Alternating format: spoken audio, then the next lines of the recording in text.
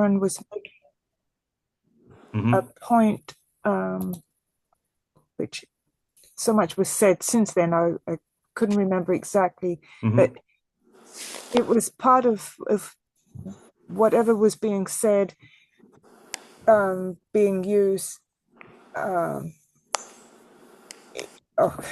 gosh, I can't recall her words to explain the point. Because it's important though that I bring it up because what I wanted to say is directly in reference to it. How whatever it was being applied to was not. It was applied negatively. Oh, conspiracy. Right, it was dealing with conspiracy. So could she just bring, or if you recall the point that she made, if you could just recap that, and then I want to make my point. If I remember correctly, and Sister Sharon, correct me if I'm wrong, you were making reference to the study guide with regards to conspiracy and the way the definition was given in the glossary. And you were speaking about the fact of Esther being placed in the king's presence. Would that be considered a conspiracy? And in the definition in the glossary, conspiracy has a negative connotation. How would that between Mordecai and Esther be considered negative? I think that's the point that you were making, correct? The real point I was trying to make was that my daughter was saying, well, why was this other word? I think the word is illegal. I don't have it in front of me right now. I should have since I brought it up, but the definition in the glossary spoke about, the intention of people being thus and so. But my daughter got hung up on the word. She said, well, the word illegal would not have been there if it wasn't of significance. Okay. Mordecai's placement of her there, and then I couldn't remember the sequence. Did he place her there before that overheard conversation about the conspiracy against the king, or was she placed after? Because if she was placed before, then I have to say, well, there was no relevance to her being placed there. So his putting her there, was that not a conspiracy as well? So that Okay. was the nature of the. Okay. So, Sister Anya, the way we responded to that was we spoke about two types of conspiracy. Let me pull this up real quick. Let's see, what was the key word?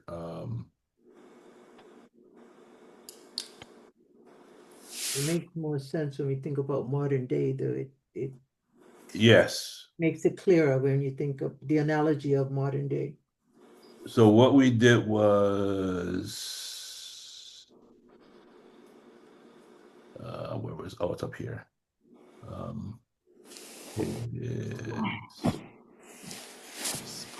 When you look in the Holy Quran,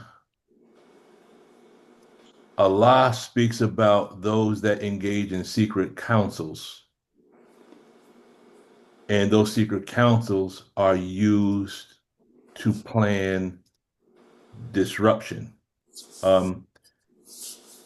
Let's see, here. Okay, here. So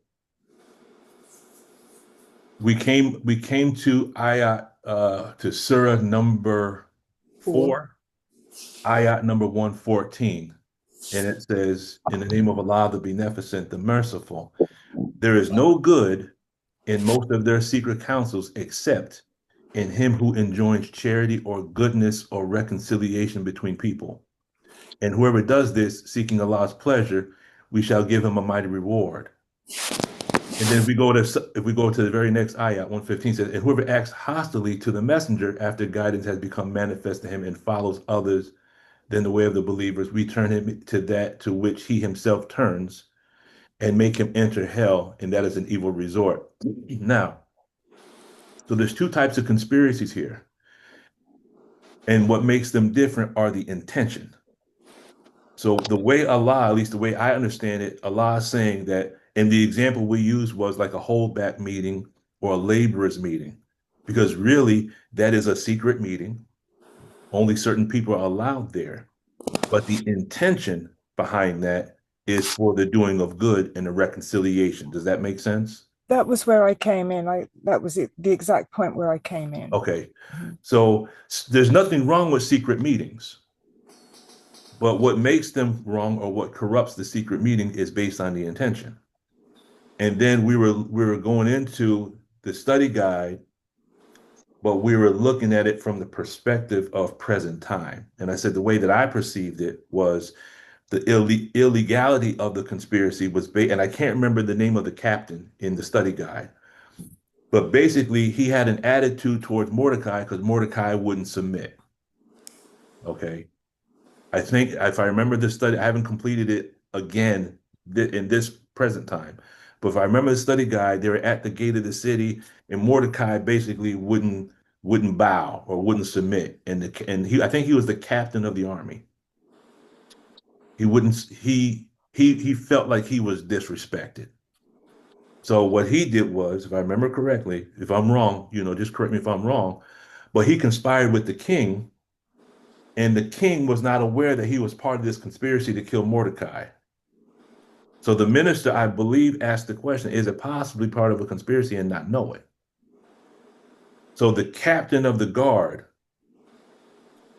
got the king in agreement.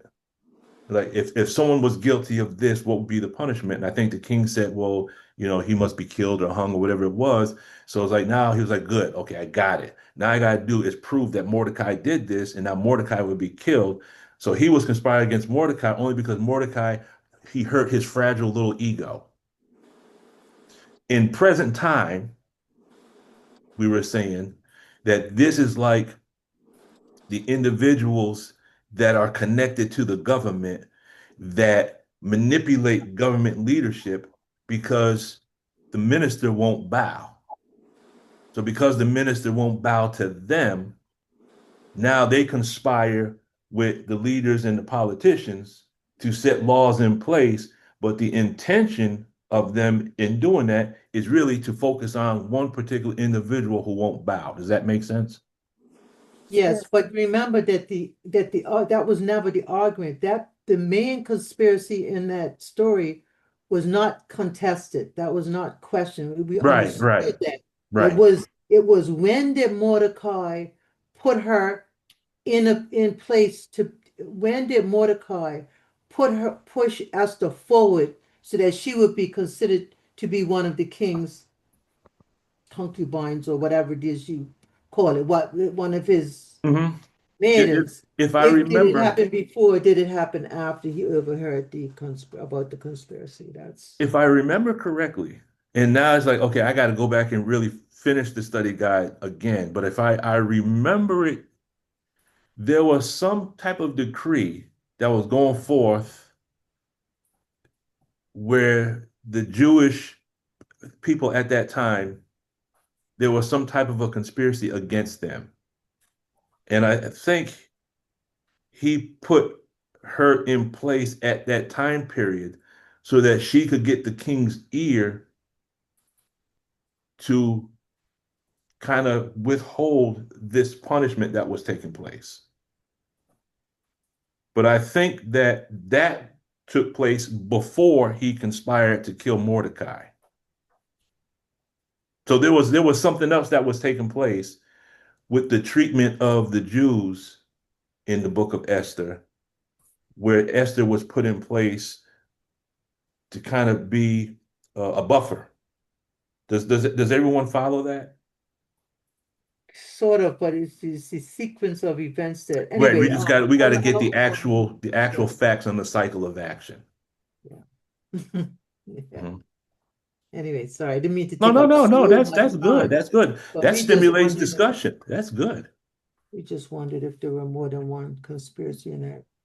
And the reason I wanted to Mm. go back with it was because we hmm dealt with this a couple of weeks ago in the Friday night study group, hmm and our particular circle, we were dealing with um, the glossary part, hmm the definition of conspiracy, and we also focused on the word covert, informant, and I think those were the three main words that we focused on. And one of the comments that I've made, drawing an analogy of how we can be pulled into a conspiracy and not know it. Mm-hmm. That was the other part that we dealt with. And looking at the definition of covert, meaning covered, sheltered, concealed, secret, disguised, Mm-hmm. hidden, clandestine, surreptitious, Surreptitious. furtive. Okay, so um, I was giving an example of how we can be involved in something and not know the originator of that intent. And so I gave an example of how the mothership was put together and Mm-hmm. how the scientists that worked on different parts did not know the overall plan. Mm-hmm. They only knew the part that they had to build, Mm-hmm. where it fit, and for what um, machinery it was to be a part of. They did not know Mm-hmm. where it was going to be shipped to. I would imagine that that was kept from them as well, where it was ultimately shipped off to be put together. Mm-hmm. And so those scientists were involved in a plan to bring something about. And so they were party to it without knowing that they were a party to it. So Mm-hmm. that was the point that I was making, of the fact that how we can be involved in things and not know that we're a part of of the bigger plan. Mm-hmm. Right. Um, but there was a sister in the group that expressed that she was very uncomfortable with the analogy that I used because of the definition of conspiracy being an act of conspiring or a combination of persons for an evil or unlawful purpose. And she was uncomfortable with my analogy because she said that Master Fard Muhammad would not put something together for an evil or unlawful purpose. So that it others in the group understood why I used the analogy and they were okay with it. But we respected the fact that the sister, um, had a level of uncomfortability with it, which made me be more aware of the type of example that I would use in the future. Um, Again, because as you said, we can do things in secret, like having that hold over meeting, Mm-hmm. uh, and it's for a good purpose, but it's still secretive. But that really wouldn't be considered. We wouldn't say that the believers were conspiring. Right. No. We And just say we that. wouldn't say that Master Fard Muhammad was conspiring either. So Right. that's why when I heard you say that, it reminded me of the study group session, Mm-hmm. and that was the same thing that came up with it. The analogy used was not to say that it was a conspiracy, but it was something done in secret. Mm-hmm. Yeah. So there is a difference. So we could say, based on what Allah says in Holy Quran with regards to a secret council, we Mhm. could say because the scientists they meet in secret. We don't even know who they are. Right. But now, are they conspiring? Mhm. So we have to. That's a good point. Um, we have to be able to discern between the word conspire or conspiracy and secret council. Yes. because holdback meetings aren't conspiracies. Right.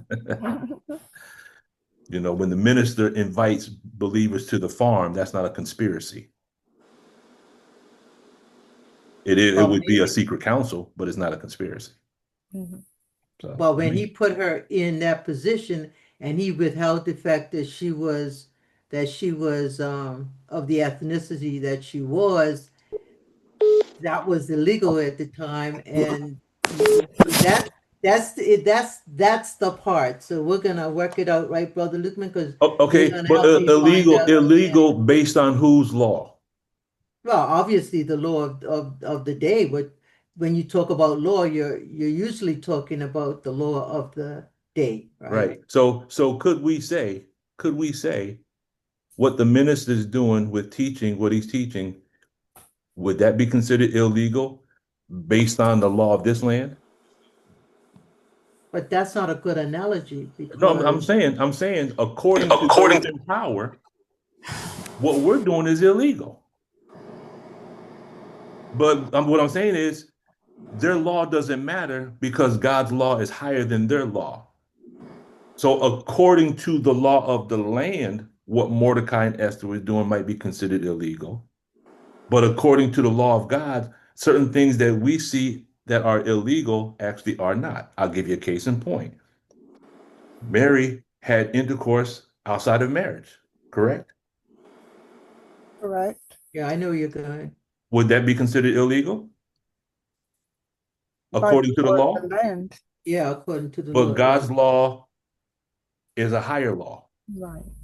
So all I'm saying is it could have been seen as illegal if you're looking at it from the standpoint of the government or the king at that time. But it was allowed to happen because Allah permitted it because there's a higher law in place that Point taken. supersedes. Point taken. Okay, That's it. Boom. there you go. Praise be to Allah. Praise be to Allah. Sister Sharon, 4X. Assalamu alaikum. Alaikum salam. Happy Savior's Day. Happy Savior's Day. How are we today? Why don't you think aloud? Say again? That I'm well and you think aloud? Praise be to Allah. And let me formally greet Sister Heidi. Assalamu alaikum. Walaikum salam, sir. How are we? Doing very well. Assalamu alaikum to everybody. Alaikum salam. And live and direct from the mothership. Navigator. Assalamu alaikum, family. Happy Thursday. Walaikum salam. How are you, Sister Angela? I am fine by Allah's grace and mercy. How was looking up there, brother?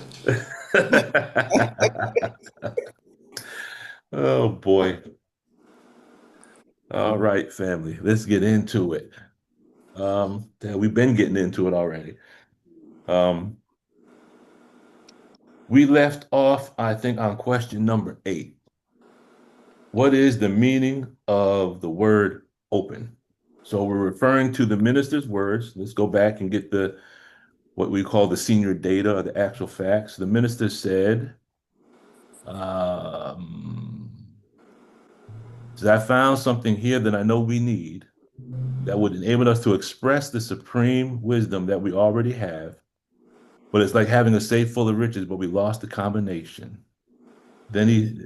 So we're looking at the concept of opening up the safe full of riches. And then the questions we referred to prior to that was, if the safe full of riches is the supreme wisdom lessons, what would be the combination to open the supreme wisdom lessons? But if we look at the safe full of riches as the mind of the believer, what would be the combination that would allow us to open up the safe full of riches that we have within ourselves? And how did we lose access to that wealth of knowledge that's within ourselves? So the key word for this part of the discussion is the word open. What is the meaning of the word open with regards to the supreme wisdom lessons and self? Who would like to begin the discussion?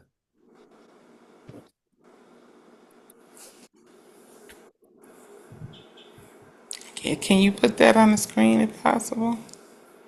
Put what on the screen? Questions. The what? The questions from the The study questions? that you did. Okay, let I'll me. pull it up. Actually, I got it here. I like to see questions. Mhm. Makes me look deeper into it. But I know one of the last times we were talking, something came up with problem 14. Well, no, question number 14, not problem 14, about the MGT Oh, GCC. right. Okay. All right, so let me find it. Because I was going to ask you a question while you were talking, Mhm. because I'm starting to notice, even on the calls nationally, the sisters outnumber the brothers in the course by almost, I would say, has to be at least 5 sisters to one brother. Well, what does the minister say in closing the gap on page 219? Please remind me. He says on page 219, we're going to deal with the actual facts on it. I call this the 219 rule. That's how I remember page numbers. I try to remember page numbers like that. But the minister says it like this. He says, Minister Farrakhan speaking, closing the gap. He says, so then at my trial, and in this time of trial, I will lose many. Some of the females that truly love the minister will be present, and the one male disciple who will be present will represent thousands who are absent, but who in the darkness are growing in faith because they are unhindered by the hypocrisy that will have been manifested inside the house. For they have grown up on the outside with a more pure sight on the man than many whose sight has been dulled by their lack of faith, their doubt, their suspicion, which now manifest into absolute hypocrisy. So now when you look, if you look at the minister's words here and you compare them biblically, even at the crucifixion of Jesus, there was more women than men, correct? Absolutely. One man, 9 women. Okay. So now, uh, 18, by the way, but go ahead. I think I remember the minister. So I'm gonna try to see if I can't remember the exact verbiage, but if you remember this, just uh bring up some actual facts if you can. But I think the minister, it might have been Sister Ava. Well, I'll just say, I won't say the minister said. This is what I remember hearing. I just don't remember who said it. They Mm-hmm. mentioned something about more women will follow because women don't try to compete. It's I in remember study that. guide number 18 Okay. and the true history of Jesus. Okay. He's talking about the fickleness of the man. Thank you. Thank you. All praise due to Allah. I'm actually reviewing study guide number 18 also at this point in time. Yes, But sometimes men don't like to submit to men because men, we got these damn egos we got to deal with, correct? absolutely. But So, in a woman's nature, the minister teaches us, the woman, when she finds God, it's in her nature to submit. absolutely. So this is where I go. I asked all of that to get into the word open. Hmm. The minister also cited in Revelation when the dragon was chasing the woman was formerly, I wouldn't say the prophet, but the Lamb of God that took on another form. Because I don't know if we noticed this or not. It's like the Most Honorable Elijah Muhammad telling the minister, first the minister was like Peter, and then the Most Honorable Elijah Muhammad said that he liked Paul. Hmm. And then the minister was told that he reminds him of David.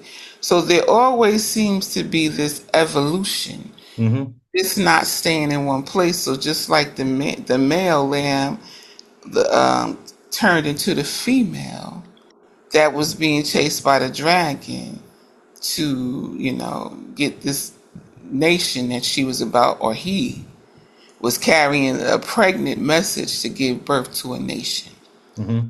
gods, and the dragon. So, in the question that you're asking out here about opening, I truly believe, like you just said, the woman has the nature to submit. She's open. She has access to the ability to submit, not only to submit, to accept instruction and to follow. Mm-hmm. So when we ask about open, I would say that it has it needs a feminine dynamic to it, or Mm-hmm. attribute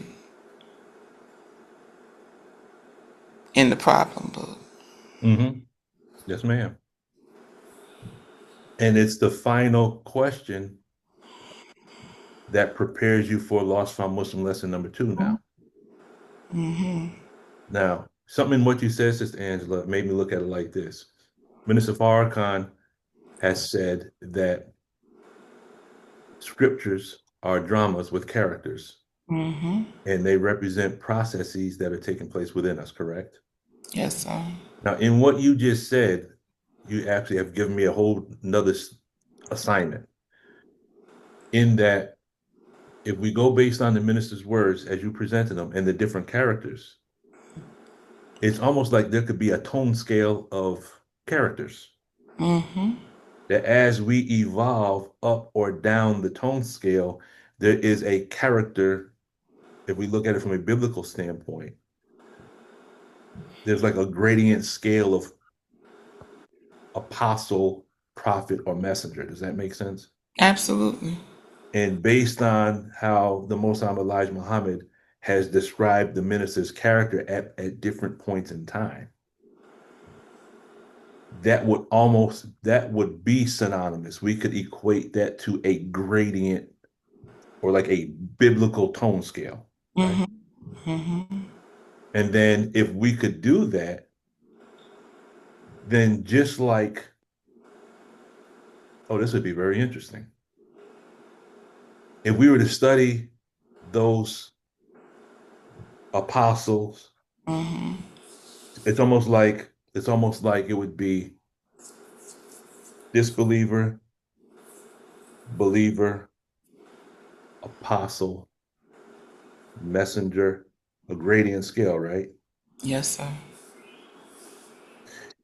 And wouldn't we be able to discern between believer, apostle, messenger based on the tone of their speech?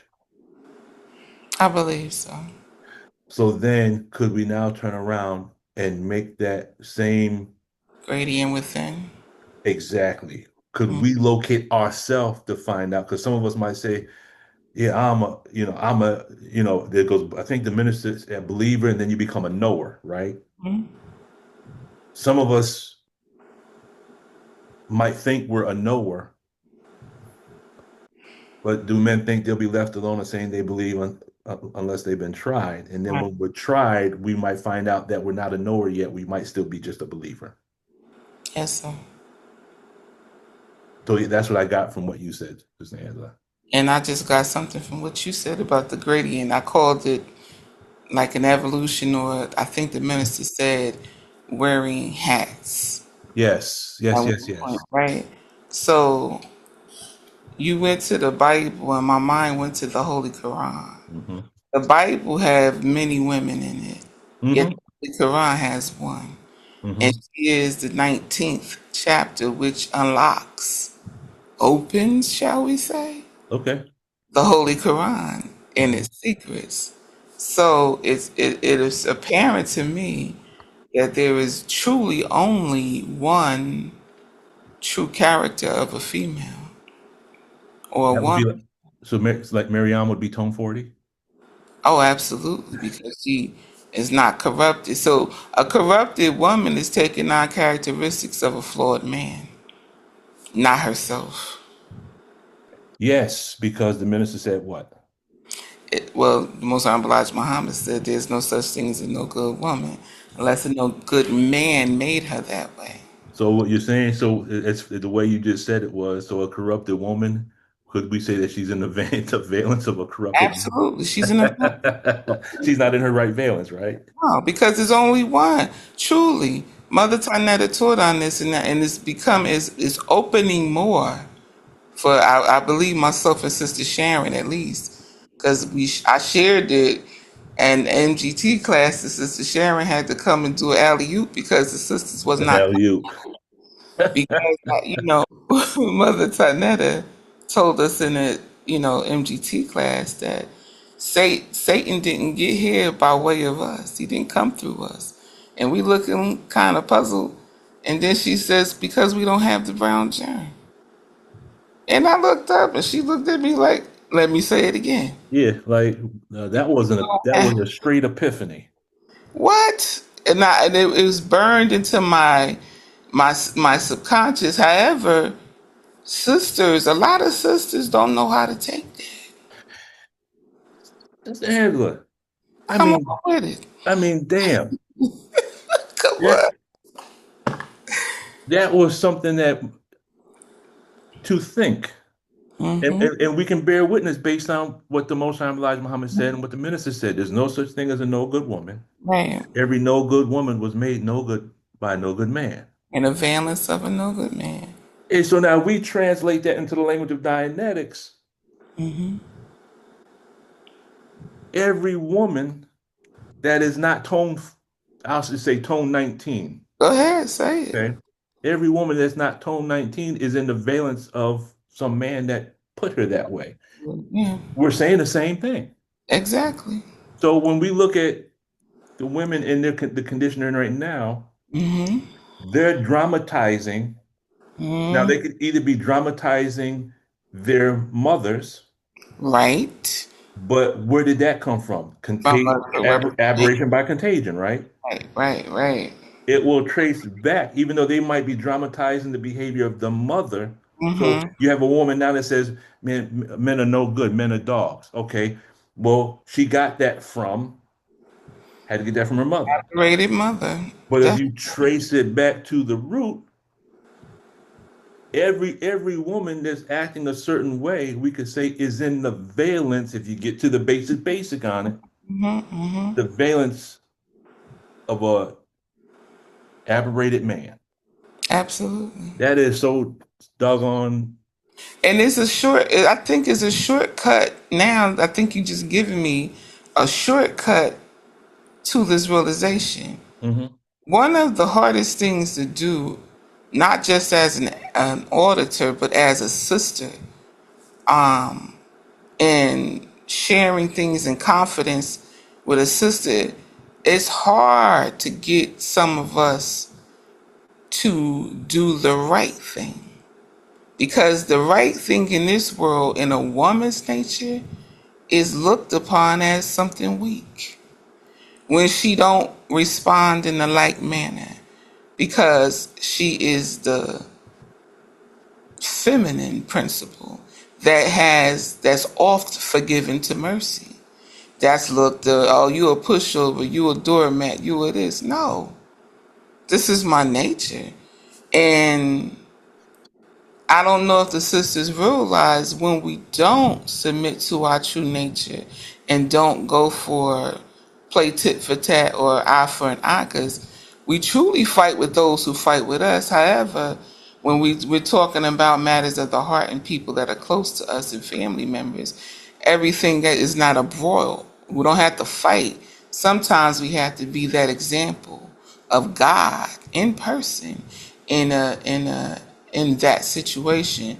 So Mhm. when a sister lacks the ability, and it's clearly pointed out to her why, or it's clearly pointed out to us why we should act in the godlike manner that valence of that man is so strong, or the corruption or the so-called emotion, that we knowingly do something opposite of, our nature.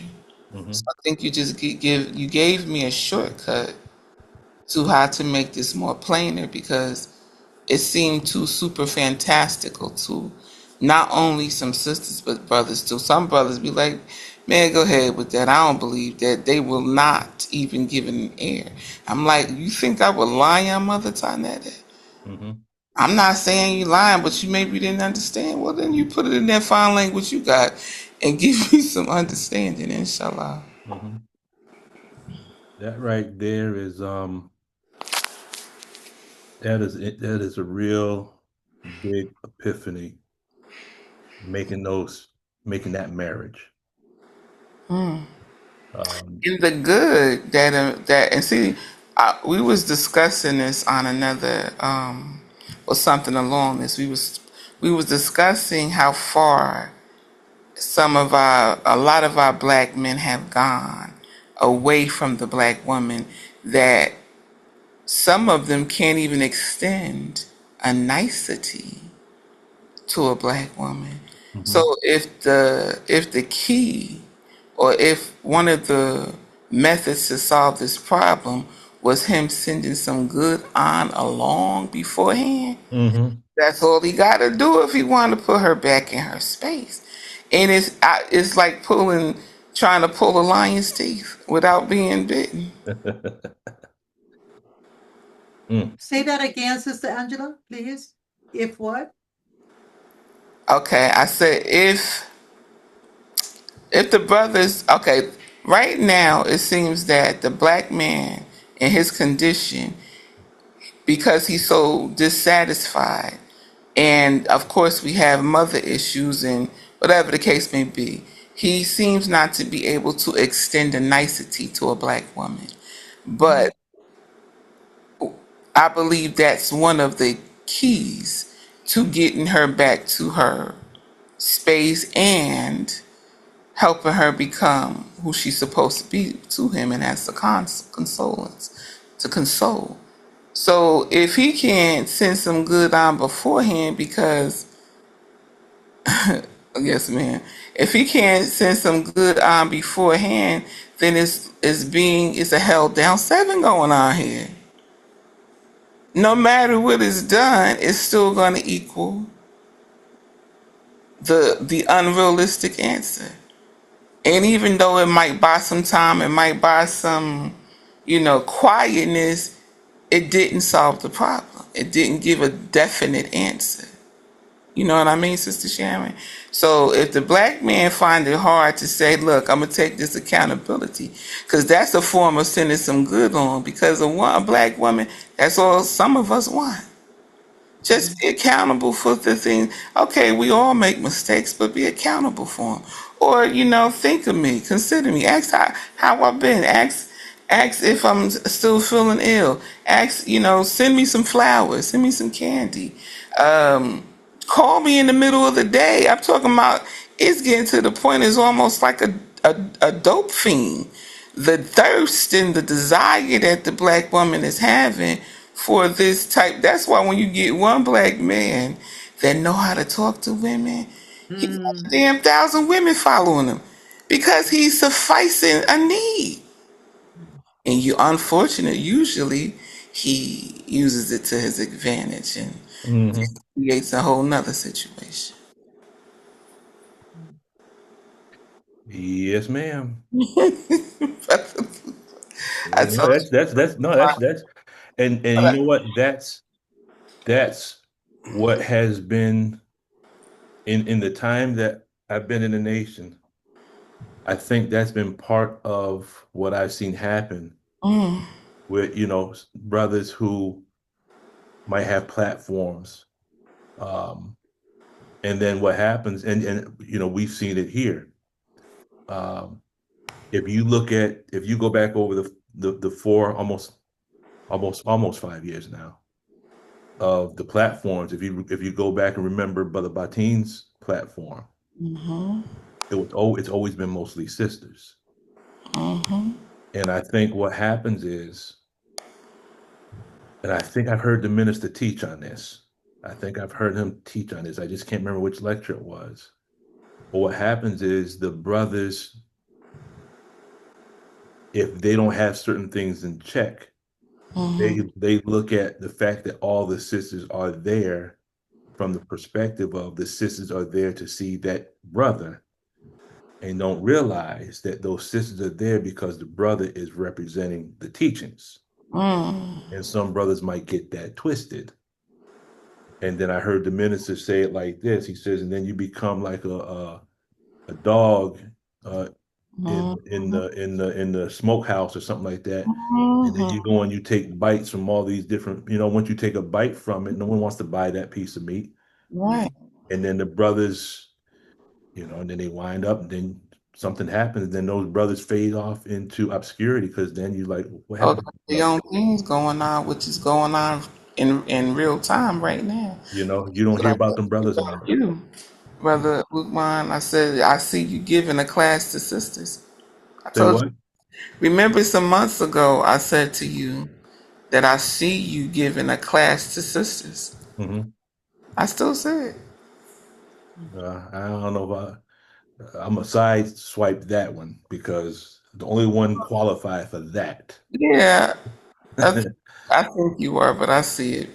And uh, it happens to be sisters on here today. One brother. Okay, Brother Aquaman. it is always, here's the sister, here's the one brother. But I thank you for that, Sister Angela. But I know I'm not qualified to teach no sisters class.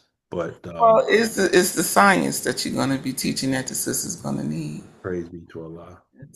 Except Sister 11. Sharon Forex. Yes, sir. I was on Waco. Salam. But look around like, nah, I'm gonna start like that one. I'm doing Neo. I'm But it's already going on. All praises due to Allah. Now, um, Sister Angela mentioned how women, follow this one man that got the drippy sauce. And so the Honorable Minister Louis Farrakhan popped in my mind. Yes, He wait, has what did she the just say? women, a the drip drippy sauce. sauce. He got the You drip. you got to explain that, sister. Now, when what movie was that when it was like follow the drip, or was it a comedy show? It was a Somebody said compliment. in the comment, yes, I the think minister has the women yeah. following the drip, the Hansel and the Gretel. crystal, Yes, yes. because he in going to the word open, I think somewhere in the Bible talks about may the Lord open. The minister is the salvific figure in our midst. He's the mouthpiece of God, and the women is open to hearing what God has to say through the Honorable Minister Louis Farrakhan. And with the man, I don't know everything, but this is what I'm picking up from the conversation. The men the minister said are fickle. So they're God in their own right, but how is it exercised? Mm-hmm. They're the best knower. So it's like whatever God do, I could do. Oh, absolutely. But are you in that capacity to do it? Is it used for good or is it used for something negative? Hmm. And that word open, may the Lord open. Oh, absolutely. He has the woman wide open. And minister mentioned some years ago, my first time hearing him say, who's in the churches? It's the women that gives what do you call it? That gives people or those in the church not their calling, but they see certain things. Women are seers. Hmm. And it was another point I wanted to make. Oh, what Sister Angela mentioning what Mother Tarnetta said, it's evident. Mathematics is Islam. Islam is mathematics. It can be proven in no limited time. All it takes is a little bit of research and study with the XY chromosome and the XX chromosome. The woman don't carry it. So, and the minister, he mentioned how with the XY chromosome, the Y is an underdeveloped X. and they need the woman to give them that balance. And then with the number 19, the key, the answer to everything, on the spiritual realm is the woman. Everything comes to us. I just got a text message. Everything comes through the woman. And the minister, he said that in order for the man to get back to God, he has to reconnect through the woman. It's through the woman. So Allah has given us something weighty. And when we don't know ourselves, going to what Sister Angela mentioned earlier concerning problem number 14, the woman, we have to be taught and trained, retaught and trained on who it is that we are. So it's just a reminder of remembrance. And the assignments of both men and women is different. Mm-hmm. Yes, ma'am. And getting back to, the basic of where the woman became corrupt, we're in now our supreme wisdom lessons, but it goes back to Yaqub and his maid devil. He taught them the trigonometry. Mm-hmm. So yeah, so and it's to fight and kill one another. But what's the fighting? Does it have to be physical? What's the killing? Does it have to be physical? No, it could be spiritual fighting. Mm-hmm. The spiritual war, the killing the mind, killing the spirit. So it could be looked at on all different levels. Mm-hmm. Yes, sir. Yes, ma'am. Thank you, Sister Sharon. Thank you so much. That's powerful. Sister Anya.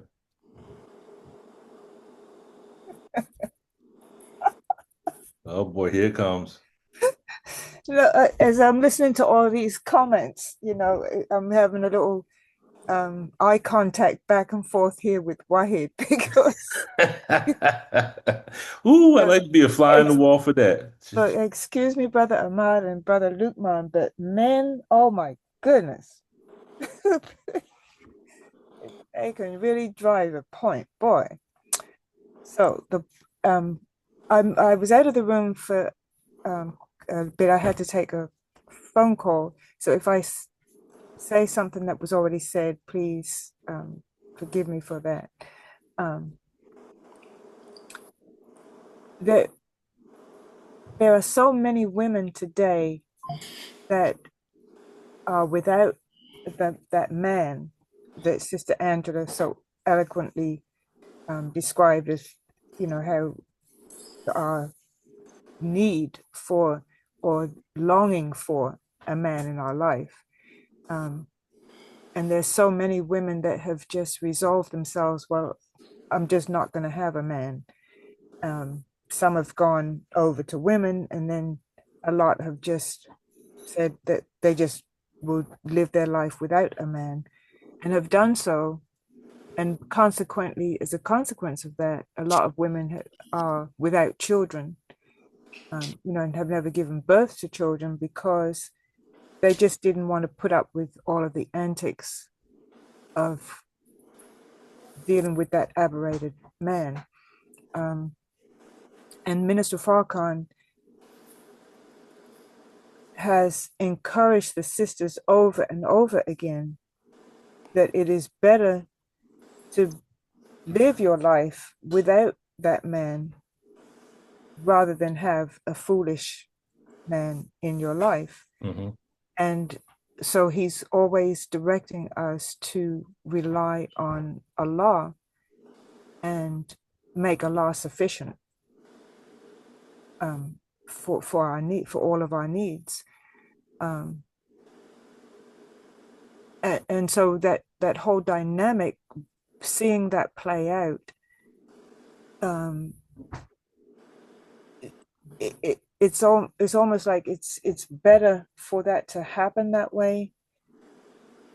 And even though it's a sacrifice that women make to rely on Allah and develop the womb of your mind and help other women who are giving birth to children to help them develop the minds of those young children into the proper state, whether that child is a male child or a female child, so that the next generations after us will have that proper relationship and will end this war between the male and the female and reunite us in the proper term as Allah has directed, to produce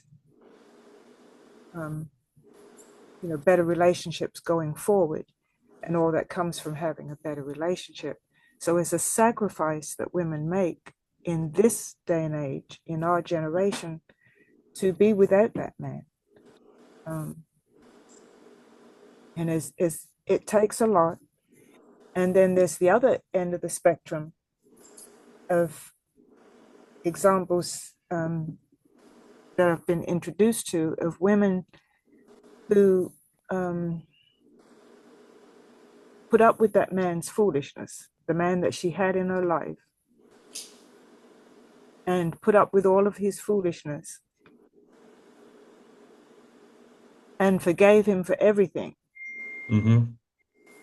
And just offered it all up in prayer that Allah would eventually, because she knew she couldn't change the man, but that Allah would eventually, or God, if she was a Christian, would eventually change this man.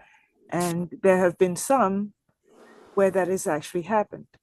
And, the man eventually realized the blessing that he had been given and repented of all what he had done and changed himself and became a better man.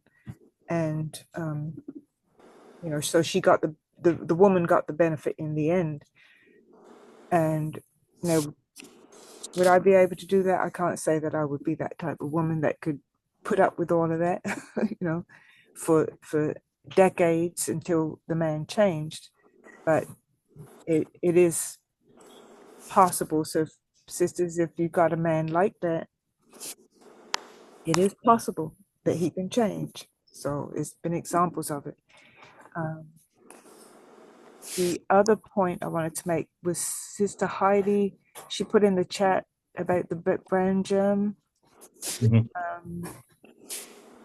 Sisters, there's some sisters that believe that if it's not in the books, then it wasn't said.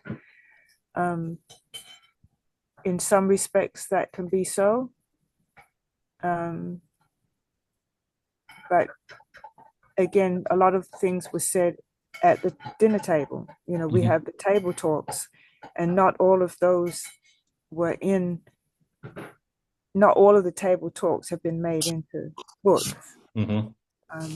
So every thing that the Most Honorable Elijah Muhammad has said, or Minister Farrakhan has said, were we there? Those things were said. So doesn't necessarily have to be in the book. Mm-hmm.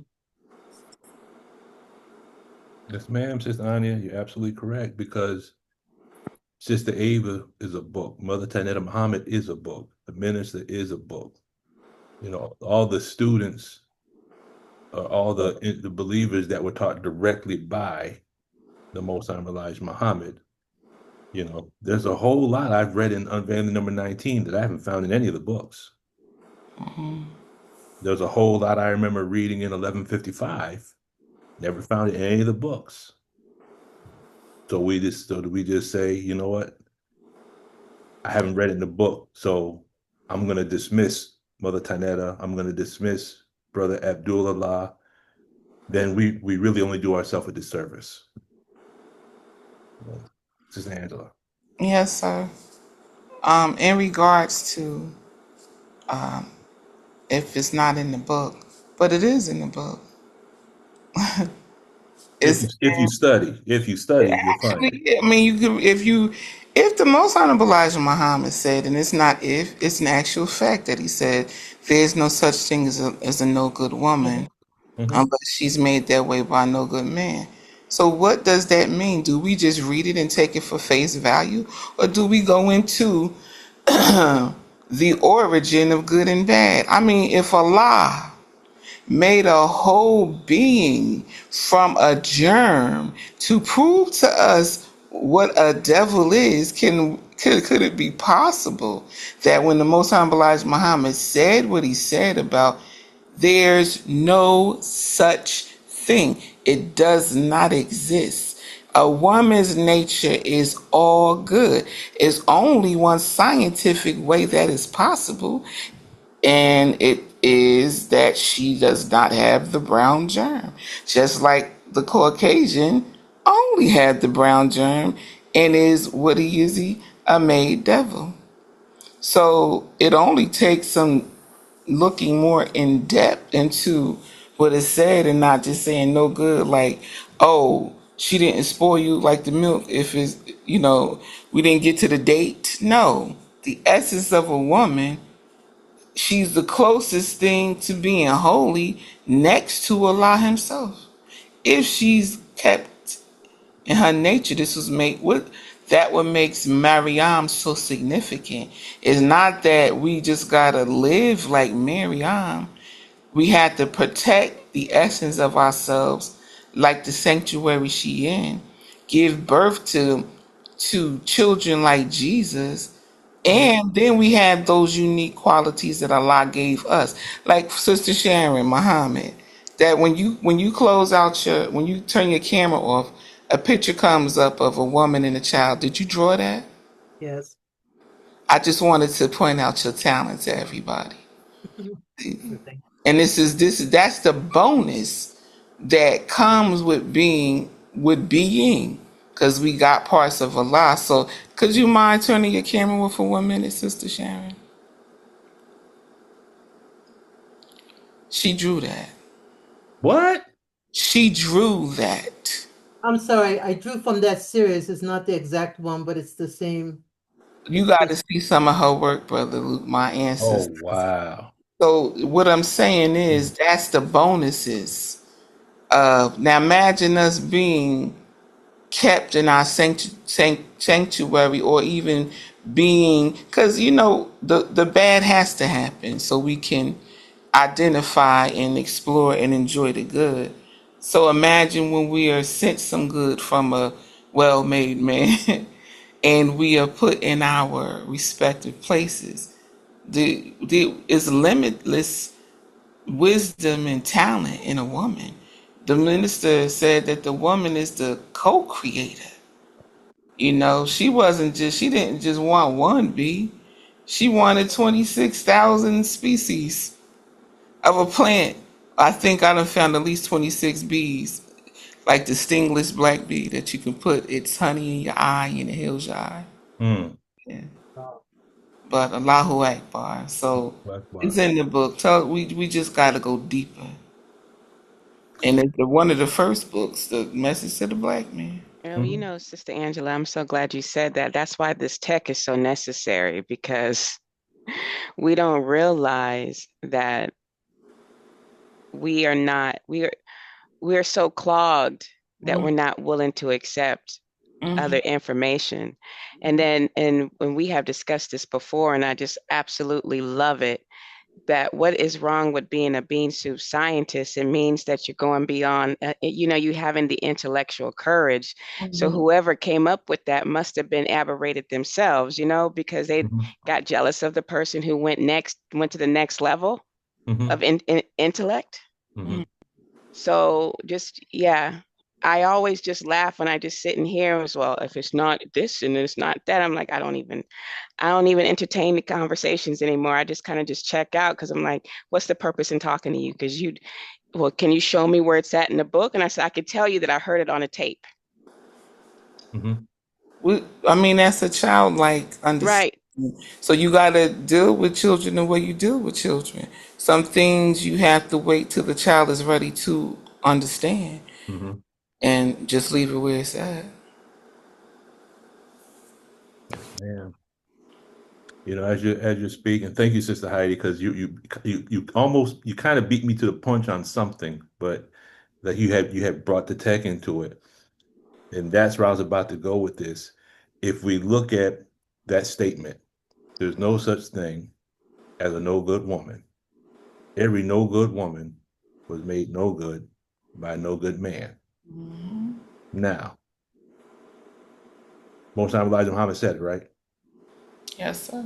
That means that it's a formula. Yes, formula. Mm-hmm. Mm-hmm. Mhm. Okay, so let's dissect that for a minute.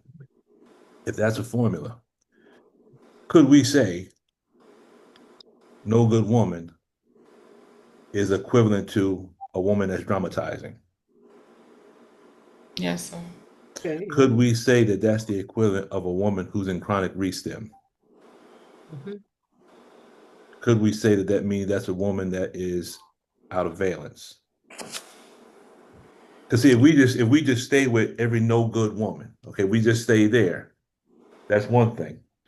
But now, as Sister Heidi was mentioning, she mentioned the tech. Now, if we can translate that word no good into a mathematical equation, now we can begin to solve the problem, correct?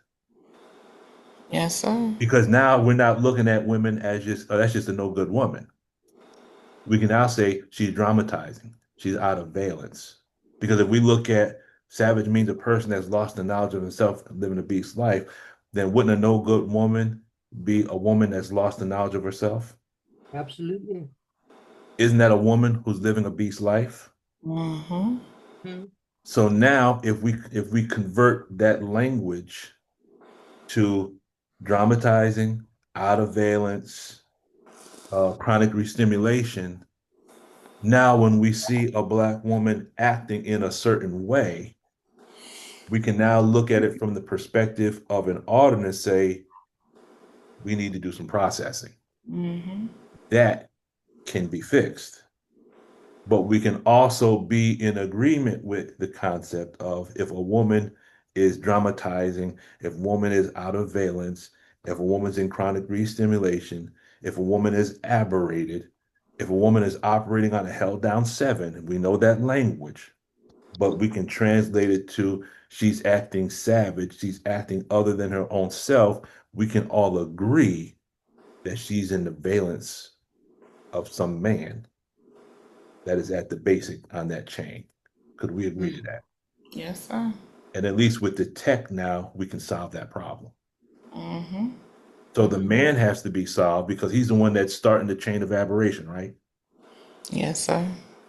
But the one, it's a hard pill to swallow from a male perspective, but it's almost as if to say that the man is is the cause on that chain. That to me, that's So, the evolution of the mind of the man. Yeah. If he truly say that he is God, a God, then he had to understand that some of the ugliness is his creation. Yes, ma'am. Yes, ma'am. Yep. And then the woman that we see in North America, on one level, we have to say that man has been the cause of that, and she has been the effect. Yes, sir. but And now but then through it's the tech, the man first has to be willing to confront that. And that is what the processing is. As men, we have to do our 8 steps of atonement. And that's the painful part of the processing because when you get on them cans, oh, those cans will point out you're wrong. And then you have to acknowledge that wrong. And then you have to confess it. That's part of the process. Mm-hmm. Unfortunately, So and this, I'm gonna generalize this statement. so this is love. Oh. So this is love. So as men, we have to confront the fact Right. that we have been the cause and the problem Good luck with that.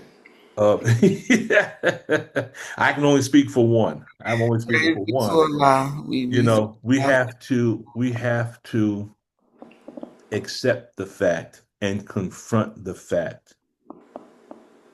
It has to be it's a lot of it's already been pointed out, but we have not acknowledged it. We haven't confronted it. So therefore, we can never repent. So I believe someone had the conversation with the minister before, about we have to be able to forgive certain things. But before you can forgive someone for something, forgiveness, I think, is step 5. Before I can forgive you, we got to start at step 1. I'm gonna point this out to you. You have to acknowledge it. You got to confess it. You got to repent. Then you atone, and then there's forgiveness. Does that make sense? Absolutely. I think I got the right step order. But as men, we've done some things in the past that have been so crazy that we don't even want to confront our own stuff. Mm-hmm. So we got to solve our problem by confessing and repenting and atoning for what we've done as cause. And even though women have done certain things, it doesn't take away of what the women have done. However, the women can go through processing. I just hate to say it like this, but this is just the way it's coming to my mind. As men, we have been like skunks. Yes, sir. And the behavior and the aberration, if you go based on that phrase by the minister of the Most Honorable Elijah Muhammad, it's like saying there's no such thing as a no good woman. Every no good was made no good by no good man. It's like there's no such thing as a funky woman. Every funky woman was made funky. Right. That means, and I hate to say it like that, but that's the way it's coming, and that maybe that's part of my healing. But the bottom line is, I got to confront that as men we have been like skunks, and we have sprayed women, Praise be to Allah. and now we're angry at women for acting a certain way. But it's like, okay, it's like, and I'm not saying women are devil. I'm not saying that, but the devil said, "Well, who made me? Can you blame me? You blame the powder or the clay?" Now, the mistake that happens is the woman in her aberration will take out certain things on the man who that individual man is not at the root of why she is the way she is. And that's why the tech is so important, because some of us have men, unfortunately, had to deal with the effect of what another skunk did. Does that make sense? Yes, sir. That woman Absolutely. has been corrupted, but now I have to deal with the effect of what someone else did. Mm. But as men, in some way, shape, form, or fashion, since none of us are clear, that all of us have a role to play, so that it might not be my wife, but if I look back and straight wire myself going backward, and if I make up a list, and if I take this phrase from the prayer, I have been unjust to myself and confess my faults. I did that the other day. I just said that phrase over and over again, and it was like straight wire. I've been unjust to myself and I confess my faults, and all of a sudden, all my stuff started coming up. Praise be to Allah.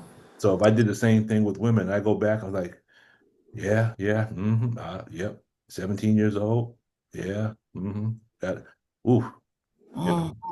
But it's real. And that's why the tech, that's just the highest thing. That's why the tech is so important, because now we can let this stuff go. Right. I'm rambling. Sister Sharon, are you done, or you got your hand up again? I see. Oh, sorry. You Oh, talking to me? it's Sharon. Oh wait, It's Sharon. Sister Sharon Forex, I saw your hand first. Go ahead. Oh, yes, sir. While Sister Angela was speaking, we were having this conversation a few days ago about something that happened about 3 years ago. And we were having a conversation, and I was just stuck saying the same damn thing over and over and over again. And I remember I was looking out the window, just looking at the dark sky with what you call those sparkly things, stars. And Sister Angela was like, Sister Sharon, I'm trying to get you to see something. And I snapped out of it, like, damn, okay, I'm listening. What's up? But I was stuck, and I heard myself saying the same thing over and over, and I was just stuck on a loop. And Sister Angela kept saying different things, and I just kept repeating the same thing. But when she yelled, like, Sister Sharon, I'm trying to get you to see something, I snapped out of it. Praise be to Allah. They come back to But, present you know, time.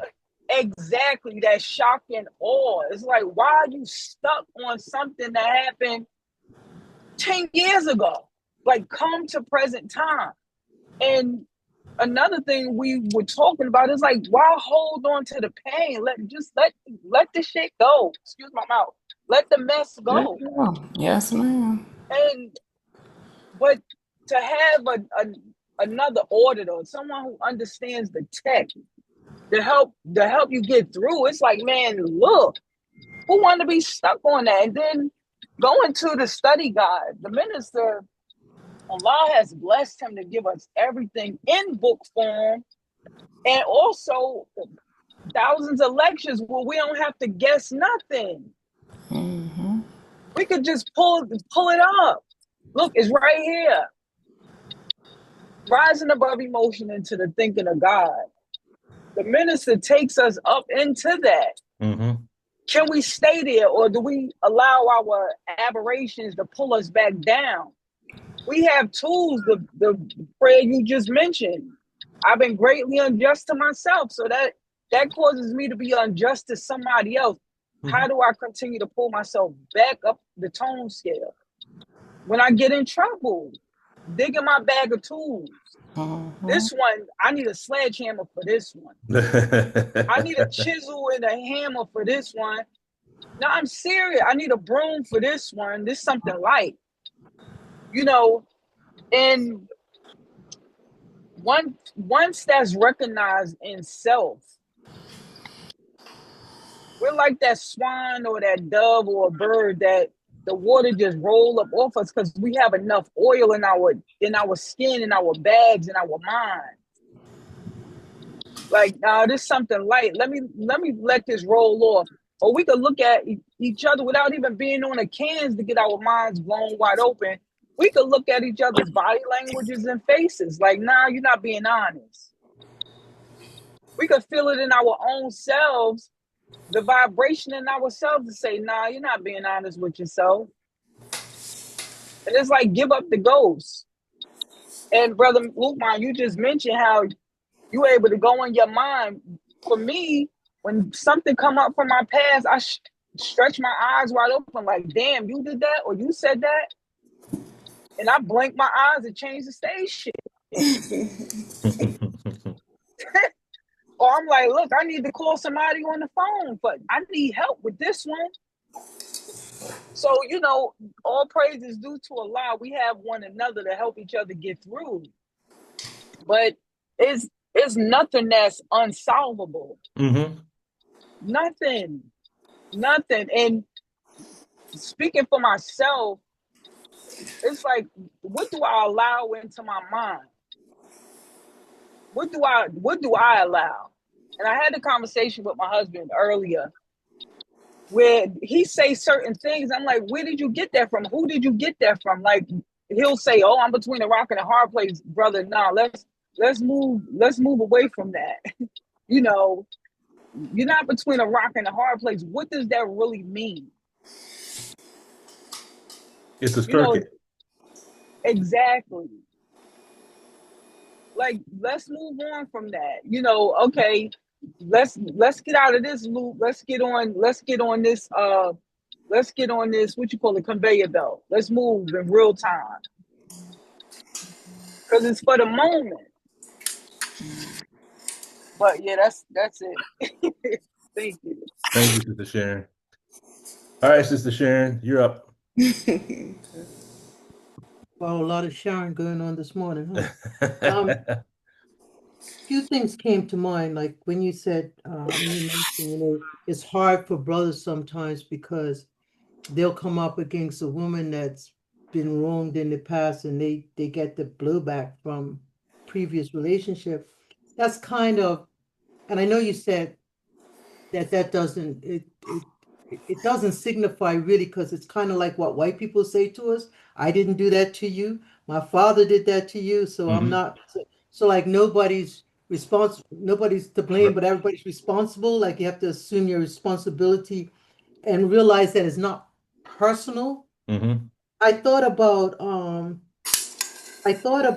what everybody was saying, and I knew the truth of it, but I also see that it's so much a chicken and an egg kind of thing Mm-hmm. because women being the mothers who have been bruised, they pass that infection on to the children. Mm-hmm. They just do. So it's really not so much about who is it originating from, like in order to cut it, in order to end the passing on of the sickness from male to female and mother to child, it seems to me like the hardest thing is living in present time because if I could live in present time, I'm free of yesterday. It's Exactly. the yesterday that's doing it every single time, right? Mm-hmm. I remember how much I really, coming up to 40, had these health issues, praying to Allah for just one child, promising Allah I would do the best job possible. And I did do the best job possible, but I still damaged her because how could I not? You know what I mean? Like, if I couldn't live in present time, then I couldn't be free of anything that wounded me. So even though it wasn't the intention to pass on this, be careful about men, this will happen if you're not cautious. Like, so in even the attempt at protection of her, injured her in some way. And it just feels like because I had to like update my bio the other day and I had to go back to what I was yesterday. And I felt the pain of it when I went back to put it down on paper. I realized that the challenge is the challenge of challenging old beliefs. Because if something was true for me yesterday, and let's just say that belief carried me through 10 or 15 years of my life, I believe something is true. But I come to a new awareness, and today I recognize that is not true. I could still be stuck in yesterday's belief emotionally and intellectually understand that that's not a truth for me anymore. So it's like, no, no, like the sister said, come to present day. Is it true that you still believe that? No, I don't. Then why do you still sing the same song of yesterday if you don't believe? So a lot of it is like, how did you say, blink and change the channel?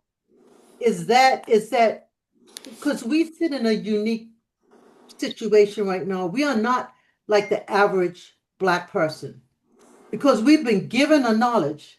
So we know that.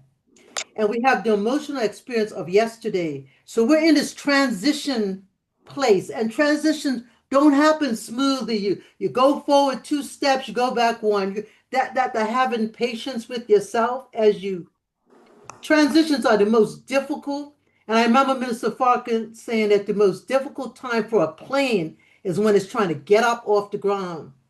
That's the most dangerous time is when it's trying to lift. If it can get up, it stands a good chance of making it to wherever it is it wants to go. But that going against the gravity, and it's going against the gravity of yesterday, the trauma of yesterday, the remembrance of it. But it's not my truth in this moment. I know the difference. I'm not so unconscious that I don't know anymore. I just wanted to share that because that feels part of my present awareness, especially in listening to the different ways that people are, that I hear people speak into that right now. Oh, thank you very much, Sister Sharon. That makes total sense. Praise be to Allah. Sister Jeanette, assalamu alaikum. Walaikum salam, family. How's everybody? How are you? Fine, by Allah's grace and mercy, sir. How are you, Brother Lukman? Oh, I'm grateful and thankful. Allah gave a fool another day to get his life together. He good with everything except for the food part. He's Praise. giving this aberrated individual a chance to get Yes, clear. sir. Well, that's all of us. That's all of us. All Yes, ma'am. praise is due to Allah. I was like, I don't know. I don't want to be off point, but I really believe that because the sister said something about when a sister is giving a brother, dealing with a brother, and she's bringing up old stuff. I believe that's what it was about into the new relationship. I think I heard Sister Ava, one of them, say that we all of us are here to learn a lesson from each other.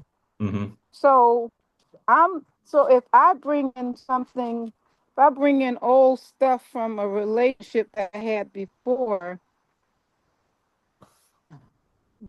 it's a reason I chose this brother to be with because maybe he can help me not to, or maybe I can help him. I mean, we're helping each other.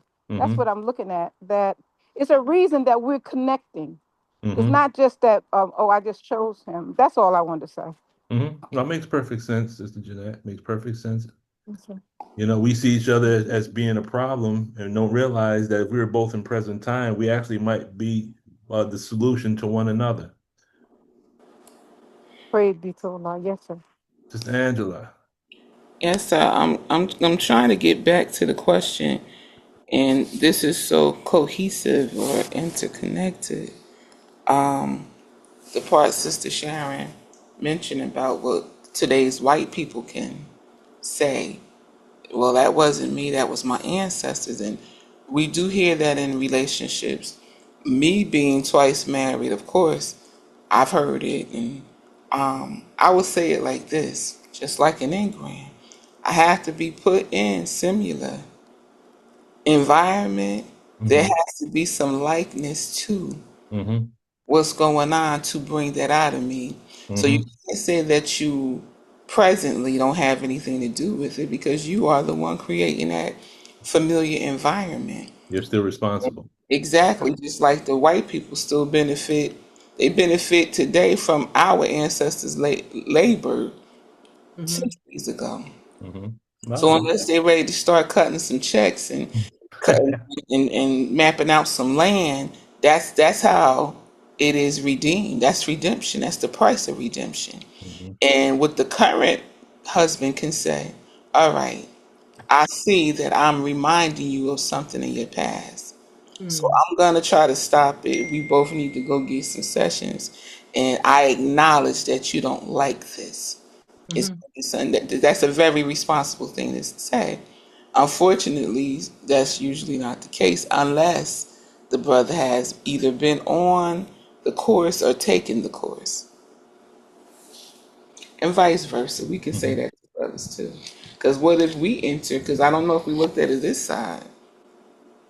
If we entered into a marriage and we see that the brother is severely aberrated, what's the next step? Mm-hmm. Mm. Do we add to the aberration or do we help him clear up the aberration? And if we decide that we're going to help him clear up the aberration, you must take yourself out of the equation unless you're going to have the tacit consent. And you'll be all up in the engram, taking it all personal, and he can't get all, he can't go nowhere because now the engrams have intertwined. Now That's you're in how I session got and both of y'all are re-stimulated. right, and that's how I got my gold seal. I didn't realize until I did it. The three letters that were written were two of them. One of it was my sister's physical, biological sisters, and the third was my husband. And Mm-hmm. these were all wins, and they was looking at me like, you ordered it, devil?" And I was like, yeah. And it only comes from, Alabama. Say what? I said, Alabama, you see things growing up that you have to find sometimes a place in your mind to go and disconnect from because I've seen things as a child that if I couldn't find that place in my mind to go, I would be probably somewhere else today. Mm-hmm. So sometimes you got to take I know we are hurt. I'm talking to the women, the sisters. We can be hurt, we can be injured, we can be severely injured. Sometimes you have to take that and rise above it Mm-hmm. to the thinking of God, because we're not, hopefully, we're not chasing the now, meaning I'm right. Hopefully, we're trying to not win the argument, but win the soul, like the Mm-hmm. minister said. So it takes some very clear, Mm-hmm. it takes very clear usage of study guide number 18. Mm-hmm. Deliberate. Yes, ma'am. Praise be to Allah. Sister Deborah, assalamu alaikum.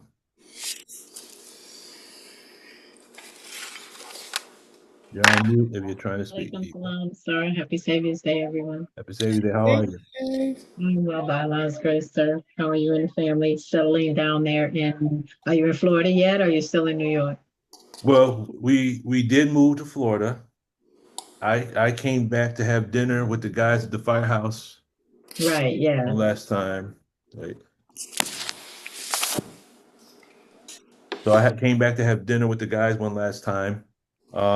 How did that go? I tell you what, when we end the session, when we end the Zoom meeting, I'll share the pictures. I'll share the pictures with you. Um the gift they gave me was a big plaque Mm. from the fire department that had a chessboard Mhm. on it. So long. Yes, Because sir. they know I'm a fanatic when it comes to playing chess. And so yeah, that was my gift. They fixed dinner. The one brother had contacted me, asked me what I wanted. And then part of what they had was they because one brother knows about the nation, so they barbecued some fish, but they also had some whitings.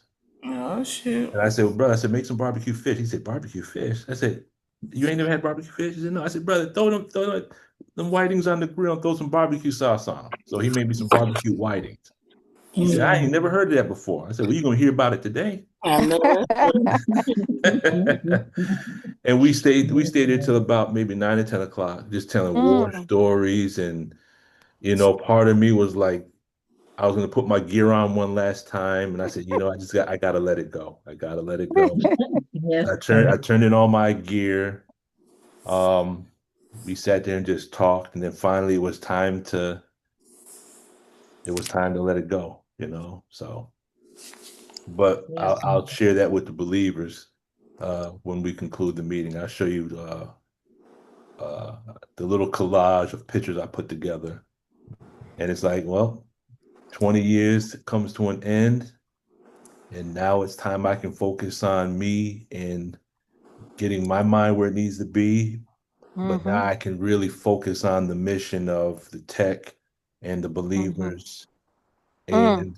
and our people and the application of this tech, so we Mm. can start clearing not only our nation as far as the Nation of Islam, but really start alleviating the pain of our people. Mm-hmm.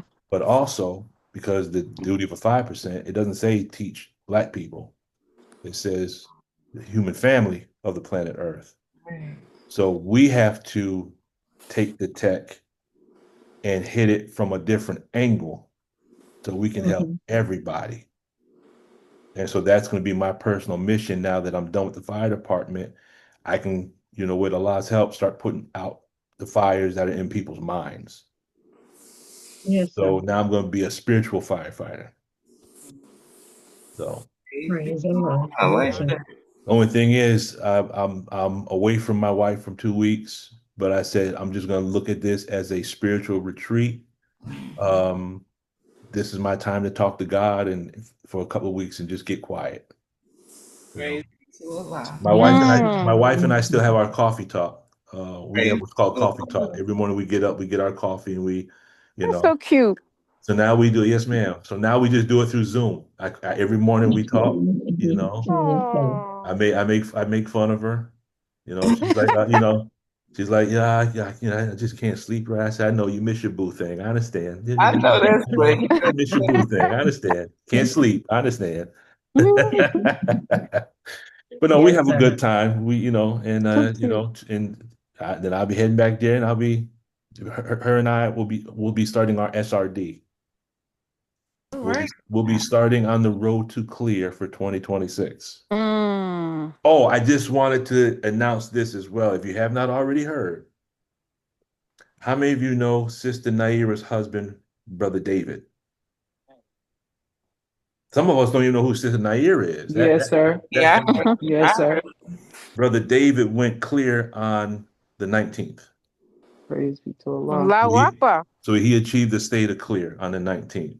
Mm. And it brought tears to my eyes just hearing it. Because I don't mind being happy for other people's accomplishments. It just feeds Yes, me like, sir. look, if I'm gonna do this thing. Right. So what I will do, towards the end, is someone will just remind me. I want to play, and I don't think Sister Nair would mind because she posted this on Facebook. I want to play the clip so that we can get some theta from what took place, that it might feed our desire to get into the tech and eventually achieve that same state. So I'm leaving a note for myself, and if someone could just remind me, I'll do that at the end. All right. Um, okay. So for the word open, what I did was as I cleared the word, it brought me someplace else. And I guess this is where we can start winding down because it's almost 12 o'clock. So when I looked at the word open says having no enclosing or confining barrier, accessible on all or nearly all sides. So now when we're talking, the word open was coming from the minister saying it's like having a safe full of riches, but we lost the combination, right? Y'all with me? Oh, you could. Yes, sir. Yes, Okay. sir. And so the safe full of riches, two ways of looking at it. Safe full of riches could be the supreme wisdom lessons. And when I say supreme wisdom lessons, when I say if I say supreme wisdom, I'm including all of the messenger's books. Okay. If I say supreme wisdom lessons, I'm speaking specifically about the lessons, but supreme wisdom encompasses all of that. All of that could be a safe full of riches, but we've lost the combination. Mm, We've read it once, and then we didn't go back again and see if we could pick up some additional data. Make sense? absolutely. Yes, now, sir. I'll give you this real quick snippet. I won't go into detail with this, maybe at another time. But in the very first chapter, in the very first page of Mr. Black Man, I believe it said, "Who is that mystery God?" I think is the title of it. Mm-hmm. Most Elijah Muhammad said that the three gods into one that does not that's not in agreement with the laws of mathematics, correct? Hmm. But have you ever asked the question, what law of mathematics is he talking about? Oh, right. Okay. So we haven't cleared that term yet. We got to clear mathematics. And then what is it in the law of mathematics that won't allow one or three to be divided into one? Right. Because if we actually just dealt specifically with the concept of mathematics, there's something called a division algorithm, and we'll deal with this at another time. That when you look at this division algorithm, it proves mathematically that you can't divide three into one. Okay. So we already know the Most High Elijah Muhammad is right and exact. We know the minister is right and exact. But our job is to be able to prove it. Because our lessons say we have to be able to prove to the new converts that the lesson that we receive is the fulfillment, correct? Mm-hmm. So we can't get no theta, we can't get no high tone by repeating lessons. We get high tone by knowing, understanding, and proving, correct? Absolutely. Okay.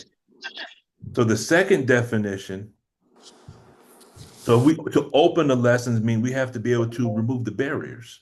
Mm-hmm. We got to make the lessons more accessible. Then the second definition was being in a position to permit passage. Somebody needs to mute. Somebody's line is I open. got it. I got it. With the book. To not shut, seal, or be locked. And I said, okay, there's the word I'm looking for.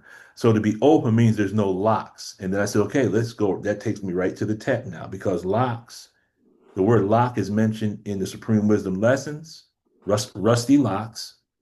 The word lock is mentioned in the Holy Quran, and lock is mentioned in the text. And when we understand all three do connect.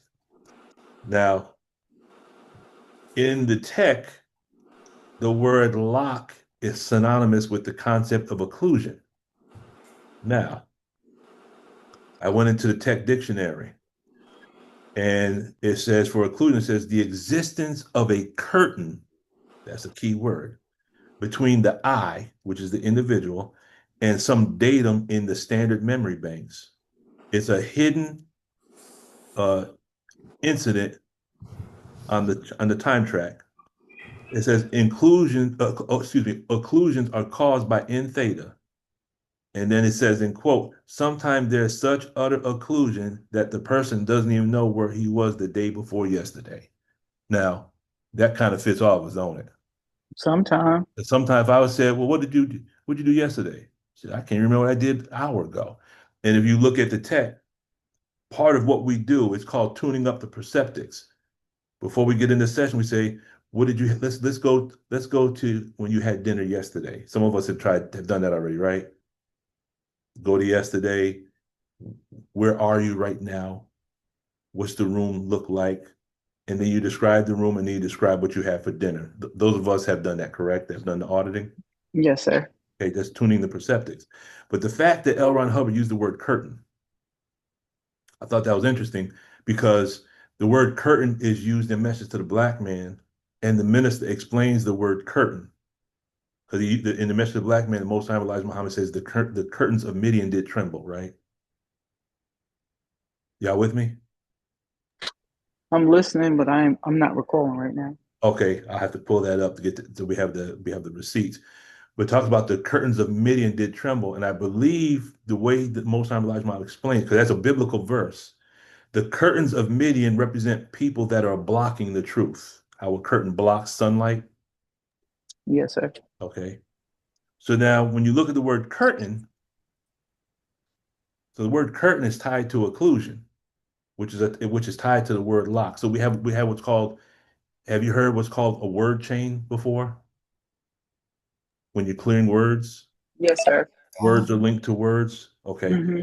Now when you go into the Holy Quran, Surah 33, verse 53, it talks about from behind a curtain. Now, when we clear those words in Arabic, from behind a curtain is similar to, has ARC or is in agreement with what a lock is in Dianetics. Let's see if I can pull it up real quick. So Surah 33, Ayah 53. This is what it says. It says, and the phrase is just okay.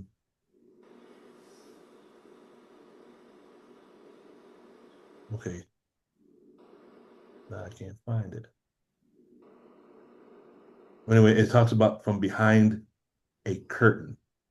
So now I'm gonna clear this real quick and show how it's actually connected to a lock. The Arabic word is wadra hijabin. Like a woman wears a hijab that covers her face. Y'all with me? Yes, sir. Okay, or hijab. So from behind the curtain means, behind means to hide, to conceal, to cover, or to ignite. Okay, so as soon as you see the word ignite, you can think of the word restimulation, correct? Yes, sir. And the word Mm-hmm. hijab means a screen, a barrier, a partition, or a veil. So when you put those words together, from behind a curtain, but you look at it in the context of the tech, it means to use a fire to conceal a secret or to disguise. Well, isn't that what aberration is? It's Yes, sir. emotion. It's emotion. It's emotional fire that's really concealing something else that we can't see. Make sense? Okay.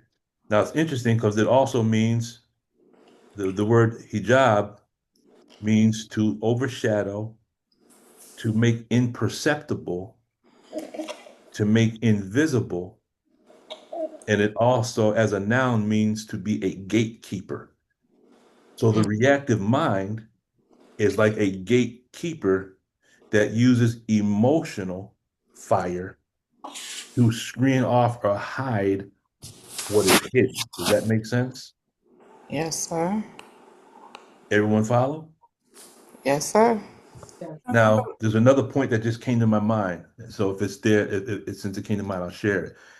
In one of the congresses, L. Ron Hubbard asked this question about the Thetan being hungry. And it's just the way he words certain things. Um, I'm not going to be able to pull it up. But he talks about the Thetan being hungry. But the way he explains it is the Thetan is the individual, right? Mm-hmm. Okay. The I real think, individual. Mm-hmm. say again? The real one. Right. And I think every one of us will be able to flow with this. Okay. He says the Thetan is always dealing with energy. Okay, in other words, uh, fast moving. I'm a jump back and forth between the terminology, but as a Thetan, we're always trying to study, keep our mind fast moving, quick thinking, keep our mind on positive things. Correct? Right. We're studying the teachings. We might doing math. We might be doing chemistry. But the thing is, we're keeping our mind on high toned concepts. Correct? Absolutely. Okay. Now, when you say that an idle mind is the devil's workshop, ask yourself the question, are we spelling idle, I-D-L-E? Is it spelled I-D-O-L, or could it be both? It can be both. It could be both. But an idle mind, wouldn't that be the same as tone 2.5, which is boredom? Absolutely. Okay. Now, a real beautiful point he made. See, the thing is not that the tech is different, it's just the language is different, and we have to be able to translate the language. Mm-hmm. So he says that when you deal with a hungry Thetan, he's describing an individual who is thriving off of keeping their mind operating. Does it make sense? Yes, sir. But he says, as soon as you stop feeding the Thetan energy,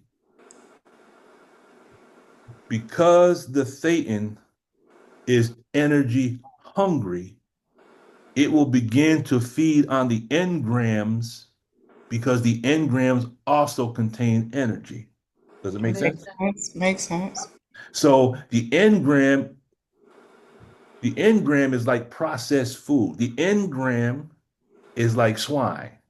Mm-hmm. So because the Thetan can't get the bean soup, if there's nothing else available, the Thetan will eat swine. Right. In other words, if we don't keep our mind on high-powered concepts and we slip into being idle, if Mm-hmm. we stay there too long, our mind will begin to, because it's energy hungry, it'll begin to feed on lower things or potato chips. Yes, ma'am. It'll begin to feed on processed food. And remember, whatever is in the engram, don't these represent things that we should have never experienced and things we should have never seen? Interesting. Are y'all with me? I'm just, you said that we should have never. In the engram represents things that we should have never experienced, Right. and Oh, right, right, right. we should have never seen what we saw, heard what we heard, or experienced what we experienced, right? I don't Right. know. Right. No, no, what I'm saying is With those that. things should have, in other words, if you take someone who was abused, really, that should have never happened. Happened to him, right? I'm looking at the act. I'm not looking at the action. We know all things You're work not for looking good at for the the permissive will. Okay, gotcha. right. I understand that part, but Okay, if you look at the fact of the act itself, really right. that should have never happened. Come on. Right. Okay, So it's now, like the reactive mind is okay, I got it. Yeah. okay, it Sorry. should have never happened. I mean, it did, but when you go back, that stuff shouldn't have happened. Right. Hmm. That's what the Now, clear comes to. Right. Go ahead. so now, if we could say that the pre-clear or the aberrated individual saw things they shouldn't have seen, Hmm.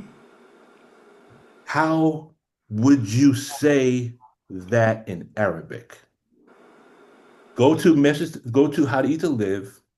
Hmm. What word is used to describe I see foul? Consider us. Tamzir. Yeah. Isaiah. So could we say that the engram on one level could be seen as emotional swine? It I would can. say. It can be, Yes, right? It can. yes. Okay. If So it's not the made into medicine, say it can. what? If it's not made into medicine, and that's exactly what we do with it. So now, as an auditor, we're turning this into medicine because what happens? Most of the time, like Muhammad said, use pork. You put it and it draws the poison up, right? Hmm. Hmm. Isn't Hmm. that what the auditor is doing? Absolutely. Yes. We're bringing up the poison, right? Yes, sir. Okay.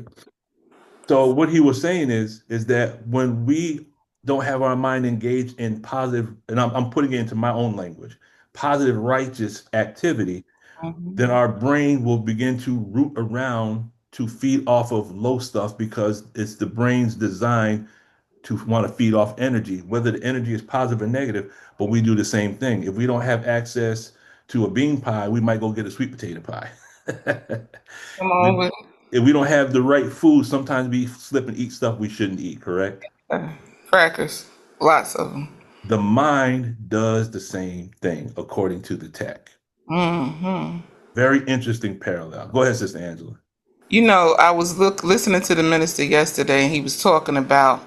I think it's in study guide number 1, where we meet the messenger of Allah that lives within us. Hmm. He was talking about the voice.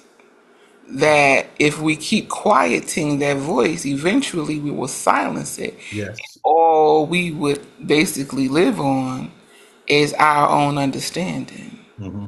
of a thing that absolutely needs to be cleared. And on that note, it's becoming very evident to me the safe full of riches has been open since we received the teachings. Hmm. We just babies with diamonds and rubies and sapphires and gold that are not, we're not cashing it in. We're not making the transaction. We're not taking them to the pawnbroker, as Supreme Wisdom would say, uncle.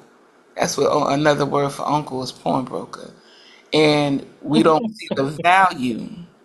We don't see the value of it. So the t- the gift from Allah and the mercy from Allah and auditing, we have to throw off all the mind of Satan in order for us to utilize the treasure that is at our fingertips. That's it. Yes, ma'am. Thank you. I'm glad you said that. Um, if you ever get a book called Think and Grow Rich, A Black Choice, Right. I think. co-authored by Napoleon Hill and Dennis Kimbrough, Hmm. there's a short story, I believe it's in that book, in the first, it might be the introduction of the first chapter. And what you just said, Sister Angela, reminded me of this, and it's a real quick snippet of a story, but it talks about a man who um, he bought a big piece of land Hmm. with the thought someone had told him there's a lot of diamonds in this land. Right. So he spent his money, he bought the land, and he kept finding these doggone rocks. I think Sister Sharon has read this before. And he was getting discouraged. He paid all his money for this land. He keeps coming up and finding all these damn rocks all over the place. So I think he said the man, I don't think he went insane, but finally he had to wind up selling off the land and he was discouraged and he was broke. He lost it and he sold it to another man. And the other man was jumping for joy because the other man knew what diamonds looked like in the raw state. Yeah. Some of us think we go looking for diamonds that are on the ring and you go digging and they're already cut and polished like that in the ground. But no, diamonds are in the raw state and then they're processed to bring out the glitter and the color and the value. Our lessons have been the same way, in my opinion, just generally speaking, that we look at what the minister has done and what the minister is doing as a diamond polished with regards to what he has shared with us, but we don't realize that it started from the study of our lessons in the books. So he took wisdom in its raw state, in the fundamental state. It still has value. And then based on his study, he cut and grinded, meaning he studied, he sacrificed, he did the work. So we see the diamond now, but we got to realize the diamond, that same diamond that he produced is found in our lessons. Our Savior has arrived, message to the black man, closing the gap. But and that value and that wealth really also comes from us. We also can be seen as the diamond in its That's what I rough was state. gonna say. That's what Master Fard Muhammad had to see. He Right, had to be the one to come and get us when the other ones threw us away and said we was. right. And Cause, white 'cause- people have always known that we were diamonds in the rough because they used Our talent. the talent of us to make money for themselves. And even though I was sitting there laughing, I was thinking, well, this is worth crying about because the man gave away the land. He really could not see. He could not understand. That's what keeps coming back to that. What good is having it if you can't see the value of it? So Mhm, wanting the veil removed from the eyes so that we could all we have to do is be able to see it. Once we see it, it's done. It's a fait accompli. The rest mm, of it, you know what I mean? mhm. Yes, ma'am. Yes, But ma'am. pulling that veil off. That curtain. Yes, ma'am. That hurt. Yes, sir. Thank you, Sister Sharon. Sister Ania.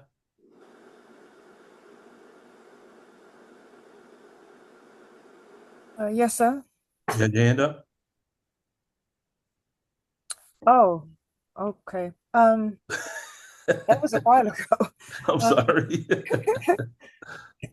but it was actually in reference to the, excuse me, to the curtain, Okay. because that expression in the Bible about the curtains of Midian to shake or tremble, Hmm. I always looked at that as being, and in reference to curtain, something being obscure, Hmm.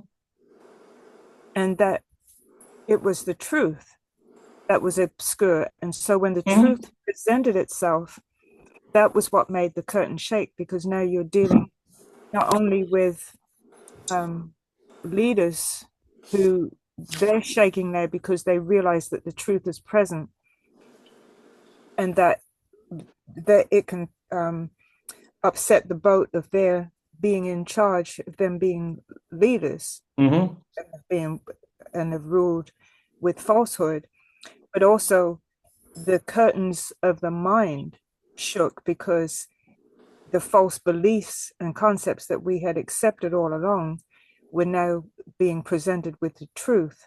And that Hmm. truth was making the false beliefs no longer be obscure, but exposing them to view. Yes, ma'am. Yes, ma'am. So what you're saying is you're taking the word curtain, but we can apply it to the tech where the reactive mind is obscuring the truth. Yes, Yeah. sir. Hmm. Most definitely. Most definitely. Thank you, Sister Ania, for that. I mean, that I gotta write that down. That's another assignment. I did find that it's 20,000 species of bees. 20,000. Okay. That's another assignment. So the last thing we would say is this. Um, this kind of goes back to the very first thing Sister Sharon was speaking about at the very beginning about the devil settling on the best part of the planet Earth. Mhm. Um, but I'm gonna connect it to something that he mentions with regards to a lock. Okay. Uh, if you look in the Holy Quran, there's many ayats that have the word lock in it. And if you look in our lessons, I think it's problem number 31 that talks about the rusty locks, correct? Mm-hmm. Now, if we look at the concept of rust and then look at the concept of a lock and then combine them together to see, well, what's the difference between a lock and a rusty lock? Okay. And then this is going to bear witness to something in the Holy Quran, and then this is where we'll end it. But when you look at what rust is what you in chemistry or in what's called pyrolysis. In uh, the fire service, you have to do a lot of training on the whole nature and science behind fire. Okay. But what like an explosion is called a fast oxidation state. It's like oxidation instantaneously. When you strike a match, that's oxidation, much slower than an explosion. But when you look at rust is actually oxidation on a very slow level. Does that make sense? Mm-hmm. Yes, So sir. when metal is rusting, that's actually oxidation. And if you had the instruments, you could measure that there is slight heat that is given off when metal is rusting. Everyone follow? Yes, sir. Okay. So you have slow oxidation. Now, a rusty lock, if oxidation is connected to fire or burning, we could say a rusty lock would be a lock that is burning slowly over time, right? Mm-hmm. In a subtle way that the naked eye could hardly detect. Could we say that? Mm. Yes. Okay. Now, when you look at the word lock, according to the tech, it's a mental image picture of an incident where one was knowingly or unknowingly reminded of a secondary or an engram. So a lock is an image that forms in the mind. It may not have emotion connected to it, but it's an image. But that image affects us because in some way, which is imperceptible to us in present time, that image is connected to something in our past through an engram or a secondary. Does everyone follow that? Yes, sir. Okay. I'm going to give us an example using our lessons. So if we say, why does he fear now? Since he's a big man. Everyone's familiar with that, right? Yes, sir. Okay. In other words, could we say, why does he fear now? Meaning, why does he have that facsimile in present time? Since he's a big man. Well, we know he was taught to eat the wrong food when he was a little boy, right? Yes, sir. That means the facsimile he has now is rooted to something from the childhood, correct? Mm-hmm. Sir. Okay. So now, and everyone in this room, I believe, have experienced this in one way, shape, form, or fashion. Have you been doing certain things like reading, studying, watching TV, and out of the blue, a picture pops in your head and it almost takes you off your square? Does that make sense? Yes, sir. An image, right? Is it possible that the reactive mind communicates to us through facsimiles? Yes, sir. Like an Yes, image, sir. like you can be sitting there and out of the blue, Krispy Kreme jumps in your mind. Or as Sister Anya said, you sitting there and a bag of chips pops in your brain, right? Mm-hmm. Yes. Have y'all experienced that where an image of something will come to mind, and if you don't catch it, it'll trigger you to go get up and go do X, Y, and Z, or go buy X, Y, and Z. Y'all with me? Yes. Happens really fast. So yeah. Okay, Yeah. so it's like TV is this TV. TV in commercialism is like an external reactive mind, isn't it? Okay, yes. Absolutely. And that advertisement, that big sloppy looking burger with all the everything dripping off of it and the lettuce and tomato connects with a facsimile or image in your mind. Next thing you know, you jump in the car, go running to grab something to eat. Has everyone experienced that, or is it just me? Yeah. Me Yeah. too. I see we have a lot of people that don't want to confront right now. Not just you, brother. Now, why isn't the devil settled on the best part? If we say the best part of the earth and the earth is the body, then we could say the best part would be the mind, right? Mhm. Yes, sir. Yes, Okay. yes. So the devil that settles on the best part could be that image, that facsimile, right? That if it stays long enough, now we get up at 11 o'clock and now we're going down to Dunkin' Donuts or something, correct? Yes, sir. Okay. Yep. People don't want to confront. So they say, well, I don't eat Dunkin' Donuts. Well, whatever it is that is your weakness, then you put that in the equation. Everyone with me? Yes, sir. I got Okay. my Dunkin' Donuts right now. So now, and from my understanding, Dunkin' Donuts aren't kosher. That's what keeps me from eating Dunkin' Donuts. I got I the coffee. don't think they're kosher. Eh, the coffee changed over the years. Anyway, but now here's the thing. Why isn't the devil settled? Meaning the devil might show up, but we don't allow the devil to settle. Right. Now, Allah says in the Holy Quran, Surah 53, ayat number 32, it says, it's Bismillah ar-Rahman ar-Rahim, those who avoid the great sins and the indecencies, but the passing idea. Surely thy Lord is liberal in forgiving. Okay. So it says, avoid great sins and indecencies, but the passing idea. Meaning, and then when you read the footnote says,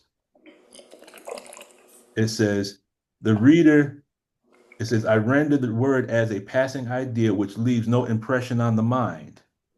Such an idea is forgiven, for immortal cannot be proof against it, but this by no means amounts to an intention or an attempt to commit a sin. So, being in the environment we're in, sin is going to enter our mind, correct? Yes, sir. But we have to be like Dune, fear is the mind killer, right? Mm. We got to let fear come and we got to let fear go. Whatever image comes into our mind, we got to look at it, be aware of it, and let it go, right? Yeah. It is the passing of an idea. So the devil is going to come on the best part, but we don't allow the devil to settle, right? Yes, sir. That devil could be a hasty suggestion. It could be the image of something we shouldn't be eating. But an interesting thing, and we'll hit this at another time. But when you clear the word passing idea in Arabic, it means the Arabic word is lamam, and this is in the footnote, lamam, which means I alighted at it and approached it without falling into it. Does it make sense? Yes, sir. Wouldn't that be the same as straight wire? It sounds same. Yes, sir. Wouldn't it be the same as lock scanning? Because you use straight wire and use lock scanning for light processing, right? You don't address the reactive mind. You're just dealing with the memory, right? Yes. So the passing idea in Arabic is synonymous with lock scanning and straight wire. And the difference, and this is where I'll conclude, and then Sister Ani will get the last word.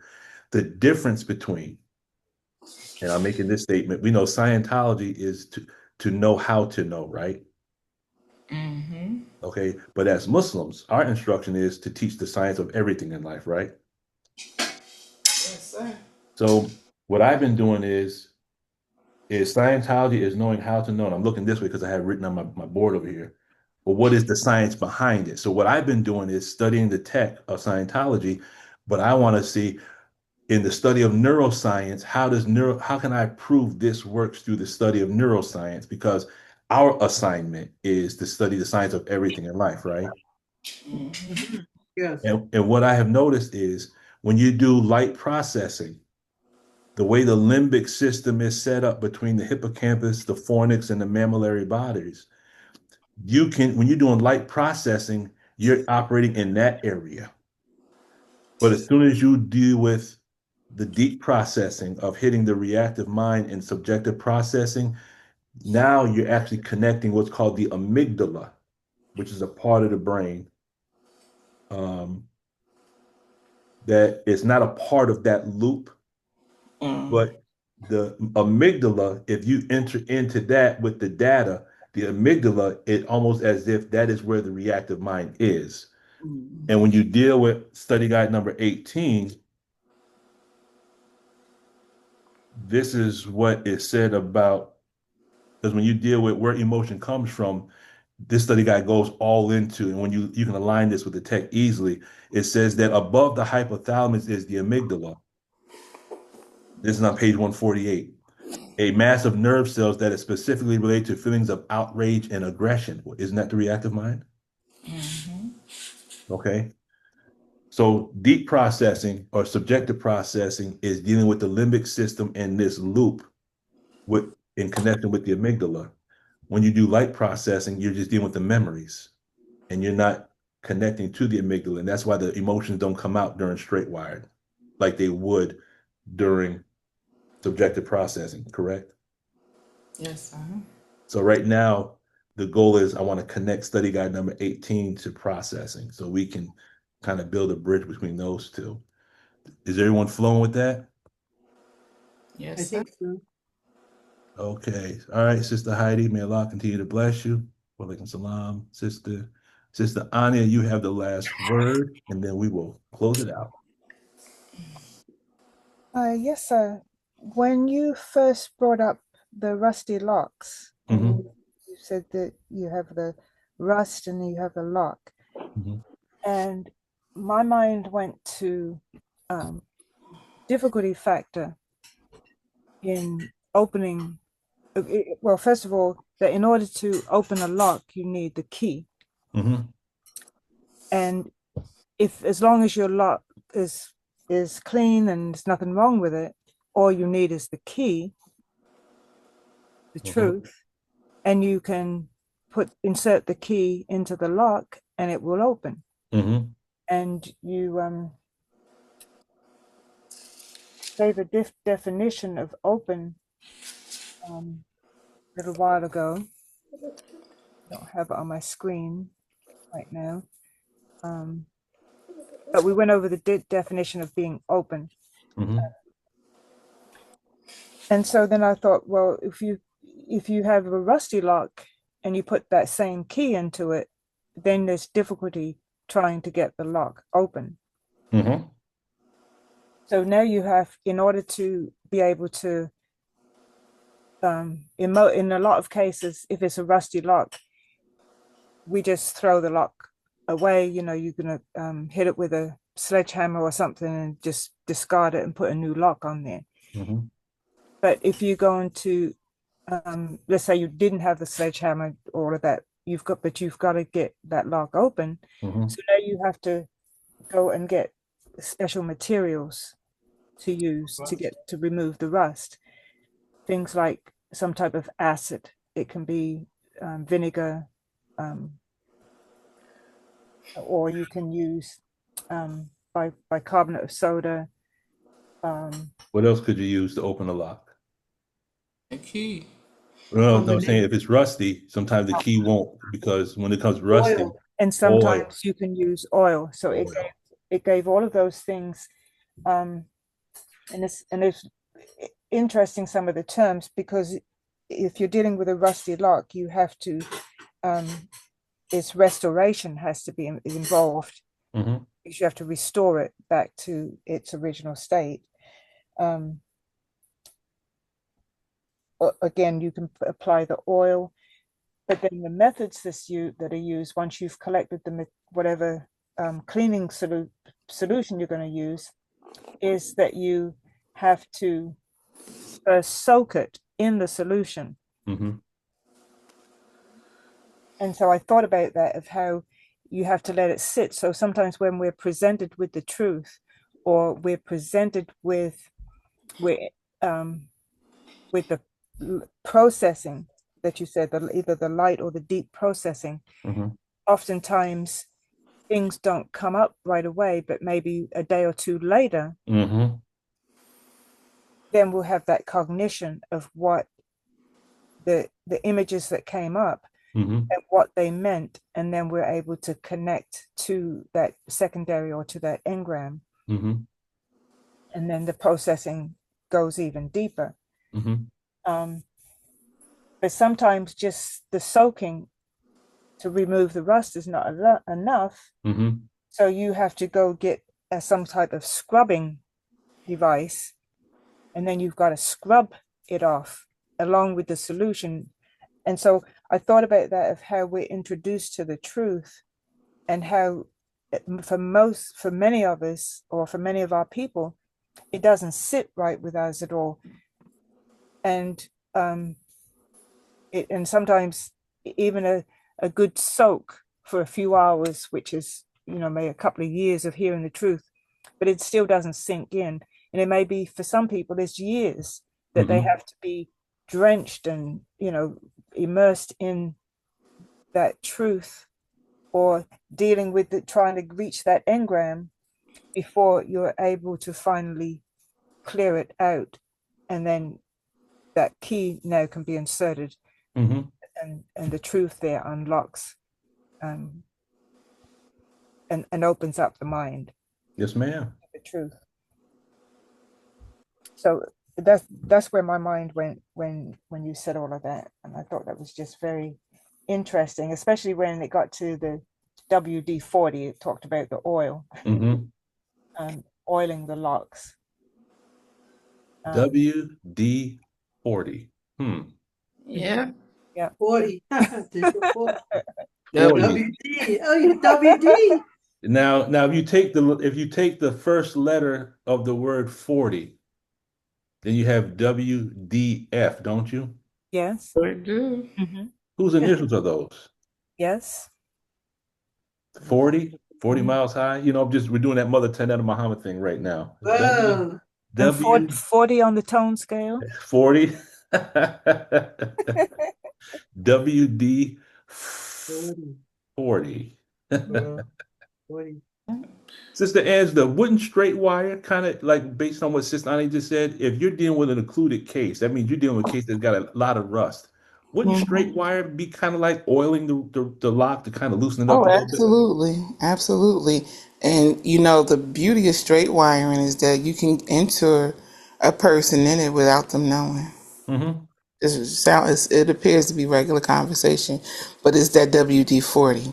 I bought it one day when I looked at it at AutoZone. I was like, "Oh my God, Mm-hmm. look at the initials." Yeah. It just hit me just now what Sister Ani is saying. I'm like, wait a minute. WD? Where'd you Mhm. get those initials from? That's interesting. Anyway, thank you, Sister Ani. I just got some case gain just by that alone. That Mhm. was like an echo. That was like an echo. She said it, then you said you got the image of it, and then as you were saying the second time, then I got it. It was like this. It was like this ping. It was pinging off of the original person, then you, then it was like, then it hit me. That was interesting. That Sister was Sharon, fun. that's called cracking atoms. I Mhm. hate to leave you all. I'm going to tell you, I love you so much. I Love love you so much. love you too, sis. We're about to Space close it is out such anyway, a Sister Sharon. wonderful space to be in. This Yes, is ma'am. such a precious space to be in. Thank you so much. Very welcome. So with that, dear family, I'm gonna end this portion. And whoever would like to stay just to watch this, it's a little clip. It might be only like a minute or 2 minutes long. A small clip of Brother David. I want to give Brother David his props for accomplishing, because it's no easy task. What I would like to believe is to kind of experience that. So I'm gonna close it out. We'll close out in prayer, and I'm gonna show that clip. Um, does anyone else have any other thing before we close out? Okay, pray be to Allah. Attention prayer. I seek refuge in Allah from the accursed Satan. In the name of Allah, the Beneficent, the Merciful, all praise is due to Allah, Lord of the worlds, the Beneficent, the Most Merciful. Master, the day of judgment in which we now live. Thee alone do we serve, thine aid do we seek. Please, Allah, guide us on the straight path, the path upon whom thou hast bestowed favors, not the path upon whom thy wrath is brought down, nor of those who go astray after they have heard thy teaching. Ameen. Amen. I I mean, mean, Assalamu alaikum, family. Alaikum salam.